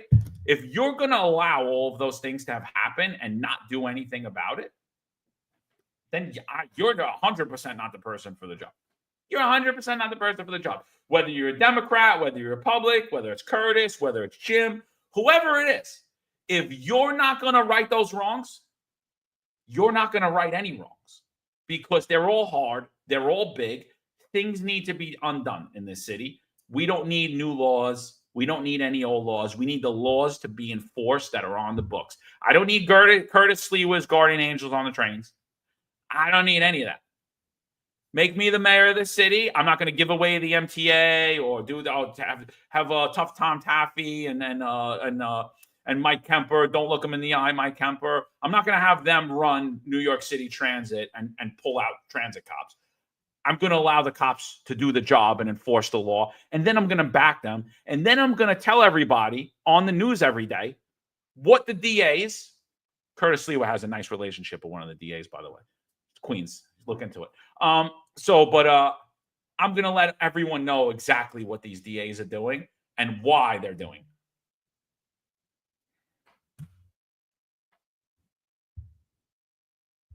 Hey, shout out again to Eddie West. Eddie West, listen, next time you come to the desk with that 28 and John's blowing a gasket, make sure not only do you bring coffee, cigars, but you might want to bring a flask also. So, listen, no, that was good. I'm glad that you're passionate about it. This is going to be exciting when Jim comes on here. So, we'll have Jim come on here. We'll be a recorded episode, but then we'll put it out live. And then after that, after we get to introduce Jim, we'll try to have him here for some follow-ups and have him live and have you ready to engage and ask some questions and get everybody involved here. This is a topic we all want to discuss. Is it the only topic? Absolutely not, but it's a major topic, and I think we're all affected by it. So with that being said, please like, share, and subscribe. Put this out. We appreciate it. I think these are great conversations, and I'm curious what Curtis's statement is going to be is it going to be a memorandum as specific, which I think it should be. I think now Jim has set the template for this, and this does give the other candidates an opportunity to take this even further. Ron Layson says Angry John is back. I don't think he's ever left, but it's all good. We love it. So, yeah, John, let's get into this before we get out of here. We're at 2 hours and 52 minutes. I want to thank everybody for hanging in there with us. If you're late, if you're leaving early, we appreciate our friends and listeners spending time with us. Yeah, absolutely. So last thing, congestion pricing comes into effect today. Unlike what Joe Borelli told us, we won. Hashtag congestion pricing. We won. Remember when Kathy Holzer pulled it down and we did a podcast and we said that right after the election, she's going to put it back. And right after the election, she put it back. But Joe Borelli and all these other soft-bodied Republicans in New York City, in name only, said that we won. We beat congestion pricing. Right? I don't know if Joe deleted that tweet, but maybe I'll retweet that today because it's the first day of congestion pricing. We won. Hashtag congestion pricing. Only because Kathy Hochul gaslit them. And now, the water boys, also known as New York City public sector unions, they are now angry that congestion pricing came into effect. But I specifically remember all of them giving money to our campaign. I remember them endorsing her. I remember them actually saying they were voting for her because she was the one going, right? So all of these public sector unions are now angry today. The PBA's angry. The SBA's angry. Everybody's angry. The FDNY's angry. They're all angry at Kathy Hochul. Why? We told you she was going to put in congestion pricing. We told you she was anti-public safety. We told you she was anti-police, but they all endorsed her and gave her money. And now you're upset that congestion pricing came in. You voted for this. You paid for this and you endorsed this. This is what you wanted. What are you mad about? You shouldn't have a press conference. We should have a press conference against you. You're mad? Is this a joke? What? Listen to this. Gaslighting 101. This is worse than the Corey Pegues gaslighting. This is union gaslighting, aka the Water Boys. Oh, or unless maybe they should have rolled their sleeves up like they did and showed everyone where they got their shot. Losers. Listen to these losers. This is a sad day for public safety for the New York City Fire Department. We have a very unique situation in which our members have utilized their vehicles in the past to transport their gear to arrive prior to the start of the tour, so there is no break in service. It allows not only better management, but better continuity. Unfortunately, we're now telling those same members not to bring their car into the business district. We're actually incurring a larger cost on one civil servant over another. So in response to that, the members have chose not to take their vehicle in. They chose to take public transportation. Unfortunately, now their personal vehicles, which once backfilled the staffing needs of the department, are no longer available. Giving less only 30 days notice from the time of this implementation, we can obviously see that the department did not have the ability to purchase vans to increase staffing in order to meet this need. And with over 200 details per day, that's a lot of transportation in and out of the city. While you may not see the immediate impact on a day like today, on the first day of congestion pricing, where people have already chosen to stay out of the business district, what you will see on the days to come, especially with snow pending tomorrow, moving those 30 people in and around the business district will be a near impossibility. What's the safety impact of that? Keeping firefighters on the rigs for greater than 24 hours. Using, constantly changing the riding positions of members. Constantly changing the riding list to account for members in a dangerous situation. That keeping members on duty longer keeps them exposed longer, keeps them more likely to get injured the longer they're on duty. By the same token, as we asked for the department to provide lockers for every one of these covering offices, so when they come in by public transportation, that they will have a place to store their gear. So when they arrive at their work location, they can be picked up by the department, because they've told us that the cars are not welcome in the district. And if they would like to bring it to aid the department, it should cost them another $9. Oh my goodness, Eric. Could you believe it? They have to pay $9. I can't believe it. Yet they voted for this. They endorsed this. This was them. This was them. This is what they wanted. But now, oh my God, got to pay $9? Oh, stop everything. Stop everything. And let's not relieve the PBA of their failures also, because they donated $50,000 to Kathy Hochul. Also, we exposed that over 2 years ago on this podcast. So money to opposition that are complete opposition to New York City civil service workers. Try to say that 5 times. And also just the average New York City resident or any tourist paid $9 to go downtown. That affects the price of everything. We will see the effect of it, because now transporting goods costs more, getting those goods on those trucks. Thank you very much. But again, this is the Republican Party in New York State, in New York City. There's no dog in the fight. They tell you they won. Where's the win? And this is the best that the union can come up with. Yeah, of course, now you want to complain about it, but you gave the money. You helped her out. You gave the money to the opposition. That's what you get. Seth Lowe, shout out to you. $10. Here we go. Coffee and donuts. How do cops get terminated and never get convicted in a criminal court? NYPD needs to change this policy. I don't understand this policy. Well, yeah, you're right. It's unfortunate, but we do have a disciplinary matrix, and you have to look at that. The inception of the disciplinary matrix in January of 2021 really changed the game, and it's a lot easier to terminate cops than it was before. John and I have blew the whistle on the disciplinary matrix. We did hear some grumblings that Keechant Sewell was trying to change it. There was change, but actually made it worse than actually made it better. So take a look when you get a chance. The NYPD disciplinary matrix, it's public record, but that's a complete failure. That doctrine actually allows termination for employees. But who does it terminate? It terminates general population. Because if you look at it, if you're part of nepotism, you're in the right tier. You get what's called the mitigating factors, and your job can be saved.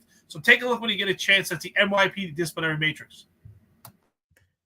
You know, forget about just the criminal court aspect. Let's take somebody like Marlon Bethel. Another thing that I believe is a complete failure. For the first time in history, Marlon Bethel was not charged with the crime, so he's not a criminal.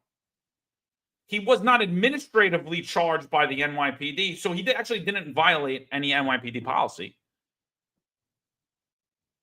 He wasn't given any due process. He never went to the trial room.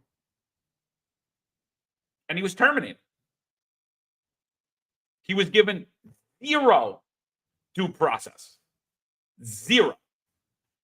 And that is a failure. And you know who that's a failure on? These guys that are sitting up here and crying about $9. You know what I would tell them right now if I was the mayor? Too effing bad. Tell all your members they're paying $9 because you're a bunch of skells that wanted to tie yourselves to Governor Kathy Hochul because you were afraid to say anything and you endorsed her and you supported this. So too bad. Pay the $9. We're not giving you MTA passes. You did this. And then I would hold a press conference. Your union did this. That's why you're paying $9. Don't come looking at me for solutions. You could go cry to the governor that your union supported. Right? But were they angry? How come they never did a press conference about Marlon Bethel receiving 0 due process? Did they do a process? Did they do anything about your kids wearing masks or your kids being forced to put things in their body or them being forced to put things on the body or all the firefighters that were injured over the course of this or the cops that were injured because of this? Did they ever do any press conference on any of this? I didn't even know these people did press conferences anymore. I didn't know they spoke out against the Democratic Party that they supported and endorsed and funded. I didn't know that and voted for. I didn't know it. Don't you think they should have did a press conference about Marlon Bethel? Don't you think they should have did a press conference about Mark Robinson, who's homeless? Don't you think they should have did a press conference about Karen Rosado, an EMT who has cancer, who lives in her fucking car, who has no health care? Because guess what she was terminated for? Oh, nothing. That's right. Don't you think your unions should have did that? But no, you got to spend $9 more. Here's my message. Too fucking bad. This is what you wanted. This is what you wanted. Good for you. I'm glad you got your $9. I'm glad because that's what your union wanted. This is who you put in place. This is who you voted for. Too bad. I'm actually laughing today. I don't care. I don't care. When I go to Manhattan, I'm going to drive in Manhattan. I'm going to park like an idiot. I'm going to bring my big pickup truck in there. I'm going to park wherever I want. And I'm going to offend everybody with my pickup truck. I might even keep a little dirt on it to offend everyone. Put a little fake blood on the back like I'm a hunter just so everyone can get annoyed. Oh, my God, it's a death machine. And I'm going to park in there. I'm going to pay my $9, and I'm not going to care. You know why? Because this is what they want. They don't want you driving in New York City, and these people are gaslighting you. They're the problem. You today, as a union, as members of your unions, you should be protesting your unions. Forget Kathy Hochul. They're the ones that got her elected. Absolutely. It's funny you say that because I was thinking in his speech, when I saw this also prior to today's podcast, I'm like, wow, this sort of seems like it's supposedly, they're pissed off, but it's almost like it's propaganda for public transportation. All of a sudden, now because of $9, they can't take their cars and they have to take public transportation. I'm sure all these firemen they're all going to take transit. No, they're going to suck it up and they're going to pay the $9. You know it. We know it. To me, this sounds like propaganda. The firemen, the cops, everyone, it sucks they have to pay $9, but they're going to suck it up. They're not taking public transportation all of a sudden, So it's, they're not doing that. I'm sorry, they're paying the $9. The reality is the unions failed because they endorsed opposition. They should pay. There should be a voucher, and they should pay for everyone that has to pay the $9 because it's their failure. But they won't. But to me, honestly, John, it's almost like propaganda. Listen, they're going to have to take public transportation. Might as well have said take public transportation. No, it's ridiculous, dude. Like, where were they? Where was the fucking PBA when Sal got fired for being friends with Roger Stone? He was criminally associating while they're hanging out with fucking felons in Conce Frito. Where were they? Did they do a press conference? No, but now there's $9 and we're going to cry. Oh, and what are they doing for you guys today? Nothing, because Kaz Daughtry and John Shell are laughing while they're ordering that you can't take a car to go into Manhattan, even though those cars are sitting there unused. Even though that our entire fleet, the fleet for confidential rental vehicles is larger than the actual fleet of police vehicles that actually provide public safety. right? Because we need confidential unmarked vehicles so that we can have our casting couches all over our hidden locations all over New York City, our safe houses, like we're Goodfellas Skells, and all their friends are driving around using taxpayer-funded vehicles, right? We don't talk about that, right? The unions don't talk about that. Why? Because they're out partying all the time like them. Nobody cared about Sal Greco. Nobody cared about Marlon Bethel. Nobody cared about Karen Rosado. They care about $9. Spare me. These people don't care. They don't even live in New York City. They live in Long Island. What? They're going to, you know what they're going to do? You know how often they come to New York City? When they're going to do a show with their wives, right? Then they're going to pay. They're not even going to pay the $9 because they're going to, you know who's going to pay the $9? It's going to come out of your union funds because they're going to use the car that they're given, that they take out of your funds, and they're going to park the car illegally and use their plaque, and they're going to be held completely unaccountable for it. So they don't really give a shit about the $9, and they don't really give a shit about you. They're just coming out now to gaslight you. And shame on any of you. Shame on any of you that look to these people for help. Shame on these unions. None of these unions care. Do we hear the NYPD union say how ridiculous that their cops are going to have to pay $9 to go to one police plaza? While if you're in nepotism in the upper echelon, you get overtime from home, and you don't even have to drive in and pay the $9. You only have to drive in when you show up at the casting couch. But for the rest of the time, you get your overtime. You don't even have to drive in. This again, these unions just deflect. They're just as good as internal affairs, firefighters union, the police unions. They're just as good as their internal affairs. They protect the upper echelon and deflect from what's really going on. These guys create the problems and they want to treat the symptoms. Hey, thanks for paying and campaigning the opposition. That's exactly what they did. So I'm going to say this again, just for firefighters and NYPD. I think it's very similar. We need to start getting retired guys to run these unions. We need guys that don't have a stake in the game, that need benefits for themselves, just like these guys that want to eat well, get taken care of. Same thing with the NYPD units. It's time to get retirees to run these unions. Let's change the game. We need to get retirees. Retirees should be running these unions. That's my opinion.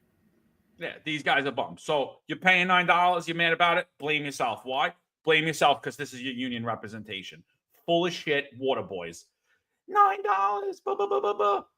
You wanted it. We told you. Everyone knew that she was bringing in congestion pricing. You could have easily backed Lee Zeldin. Lee Zeldin could have easily been the governor of New York right now. But no. You know what? We're going to go with the front runner. We're going to go what's easy because we truly don't care about public safety. And they don't care about public safety. And they don't care about their members. And by the way, none of those guys are getting on the train. They're going to take the bus. They're going to drive the car and they're going to pay their $9. That's it. It is what it is, right? Adams is a great guy, right? You're all gearing up to endorse him, right? He's a great guy. Gave you the raises. Just incur it in the cost, right? Came with the raises, right? We got you the raises, right? So they got you the raises. So remember in the movie The Warriors? I'm a big fan. I love that movie. Ajax says to Swan, he goes, I bet you can't even find the subway. That's the same thing with these guys. They don't even know where to find the subway. They don't even know where to get on the train. These guys are taken care of very handsomely. These guys aren't getting the subway. It's the last place. They sure as hell aren't getting on a little bike. These guys are getting taken care of very nicely. I'm sure they're not paying $9. If anything, they're actually probably making $9. Stephen S., shout out to you, brother. $9. You're right. Coffee and donuts. Here's $9 for a first congestion pricing toll. For John to park his truck. Happy New Year. Yeah, absolutely. I got a big giant dually too. So at some point I got to bring that truck to New York. Do you probably pay extra for dualies? I'm sure. But yeah, I'll take my truck right through. I don't care. I'm parking that shit right on the street. Give me a ticket, bro. It's cheaper. I'll take my ticket too. I don't mind. It's cheaper than the lot when you got a pickup or you got a dually. Do it. Give me a ticket. I don't give a shit. And I have a big Eric Adams sticker on the back of it. It says incompetent. It's more than likely I won't even get a ticket. You know? Well, oh, by the way, Steve says, love the Warriors. We ain't even been to the Bronx. Dude, I love the Warriors. My favorite movie of all time. I know every line. Awesome movie. It's if you watch it, it's a lot of good history in New York. So, John, listen, we're 3 hours and 8 minutes into it. I think we should about wrap it up. I want to tell everybody thank you so much. Friends, listeners, trolls. Sal Greco is really firing away when it comes to Curtis Sliwa. Really showing support. Love it, brother. So, yeah, listen, we're talking about recruitment. It's a major problem with the NYPD. It's a major problem with law enforcement throughout the entire country. But I think that's a huge red flag. That's a benchmark indicator. If we're not getting cops to want to become members of the NYPD, well, then we have a huge problem. Where, that's the iconic police department in the entire world. And the cops that are there are leaving in droves. And we can't even get the cops back to work that were wrongfully terminated and had to make a decision based on stupidity. Your religious, your medical reasons, or personal reasons. To me, it doesn't matter. You don't want to take the vaccine, you should be back to work. That's it. So, Stephen S. says The Warriors would be a fun movie review episode. Just saying. Yeah, maybe we'll do it one day. We'll talk about maybe just have a fun day. I like the movie reviews. So, John, let's close it out, brother. 3 hours, 10 minutes. Thank you, everyone. Appreciate it. Like, share, and subscribe. Shout out to you. Yeah, so we painted a very rosy picture. So, Elon Musk isn't going to share this space out on X for us because he's all about positivity now while he's talking about sex rings in England involving the king. But, if you want to get traction on X, you need to speak positively so the king gets happy. So, Elon, we live here. This is where I live. So we'll just quick review of what we did in the negativity. So don't share this out, block out our algorithm, which you've been anyway, this whole time anyway. So you didn't, just another guy that didn't save free speech, but whatever. Let's just recap on all the positivity we had today. So the leadership sucks, which ultimately affects morale. The morale of the rank and file ultimately affects the people out on the street who see that this isn't a viable profession. The people in it don't want to be it. So why the fuck would I want to take the job, right? So they're not taking the job. We went on that. Corey Pegues is a psyop that was put in place by Eric Adams. And that's why Eric Adams went on his platform when he had no followers. We made that contention. Corey, if you'd like to come on and debunk that, you're more than welcome. We went on the Jim Walden statement about the mandate. Jim Walden's going to come on the show. We'll explore further. If you have any questions for Jim as it relates to the mandate or anything else, or congestion pricing or qualified immunity or anything else, let us know. We'll be more than happy to put that in there. We explored that your unions are full of shit and they're gaslighting you. And I think that's it. And I think that was a great day. It was filled with positivity. This is where I live. So to me, this is like a very sane, happy place for me. And that's it. I'm going to get ready to work out. I hope all you people have a great day. Thank you all for joining us today. We had 1,700 people on here about the whole time. Appreciate you guys for coming on. And we're just going to keep on because New York is a great place. It's the greatest show on earth. Eddie West donated another $9. Second, Stephen S. Here's to John's congestion pricing. Fund. Eric will buy his endorsements by renewing contract for its corpse. It expires in August. And FYI, we just went down on X. We're having trouble streaming to X Twitter. This may be an issue on X. We'll keep trying and let you know. The free speech platform, people. Thank you, Elon Musk. Hey, hey, listen. Are we back in? I don't fucking know. No, it says it says we're down. Listen, I'll assume we are set low. Shout out to you, $10 coffee donuts. That nepotism is real in NYPD. I saw guys that were convicted of domestic violence and DWI still on the job. Yeah, that's true, brother. And other officers terminated for the same act. Ridiculous. That's right. Rules for thee and not for me. There's definitely a 3-tiered system. I've been talking about it. Look at the NYPD. It's not the same standard for all. So, yeah, listen. Feeling positive, brother. I'm feeling all fuzzy inside. We talked about some real positive stuff. I'm feeling fresh, feeling charged. It's 8:15 for me in the morning, man. Feeling good. Marlon says we're still down. Yeah. Fucking real. See, you said the word Elon Musk and positivity, and boom, it went right down. I guess we just weren't being positive enough for Elon. Screw you, Elon. Marlon says Elon Lowe, the finest social credit score. Oh yeah, I have a third. By the way, if you're on X, do us a favor. Go ask whatever that thing is, Grok. Ask it what your X score is. Mine's a 38. I have a 38 out of 100 because of positivity. It's a 38. So I asked him, like, Elon, how much do I get deducted for telling the truth? Like, how much is truth that this? So basically, Elon Musk, who supposedly saved free speech, is giving you a social credit score, and he just took us down on X. Complete loser. Hey, I guess. Hey, listen, I need one of those Care Bear signs right now, one of those glowing things. I'm feeling so positive right here. I feel good. All right, let's close it out. We'll be back up tomorrow, hopefully on X. If not, go over to our YouTube channel. That's it. And stay positive, right? Stay positive. We'll see you tomorrow, 8:05 Eastern Time, 5:05 Pacific. If you're ready, bright and early. See you there. Grab your coffee, grab your thick caps. Take care. Shout out. There's a handful of retired officers that don't live in the state that have a lot to say about the dream team, as I like to call it.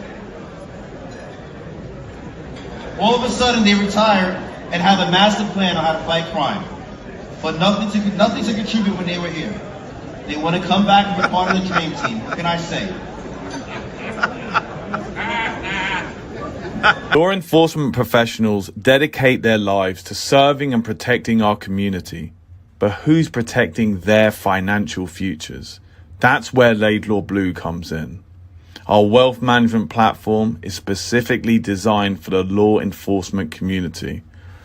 Laidlaw Blue is a division within Laidlaw Wealth Management, run by retired New York City detective John McDermott. His status as a retired detective uniquely positions him to establish a deep connection between Laidlaw Blue and the law enforcement community. Our platform is easy to use and provides a range of financial services, including investment management, retirement planning, and insurance solutions. With Laidlaw Blue, you can secure your financial future and provide for your loved ones. Our team of experienced financial advisors understands the unique challenges and opportunities that law enforcement professionals face. We're here to help you navigate the complexities of financial planning and achieve your goals. Laidlaw Blue. Secure your financial future today. Book a meeting using the QR code displayed or call us directly on 888-901 Blue. That's 888-901 Blue.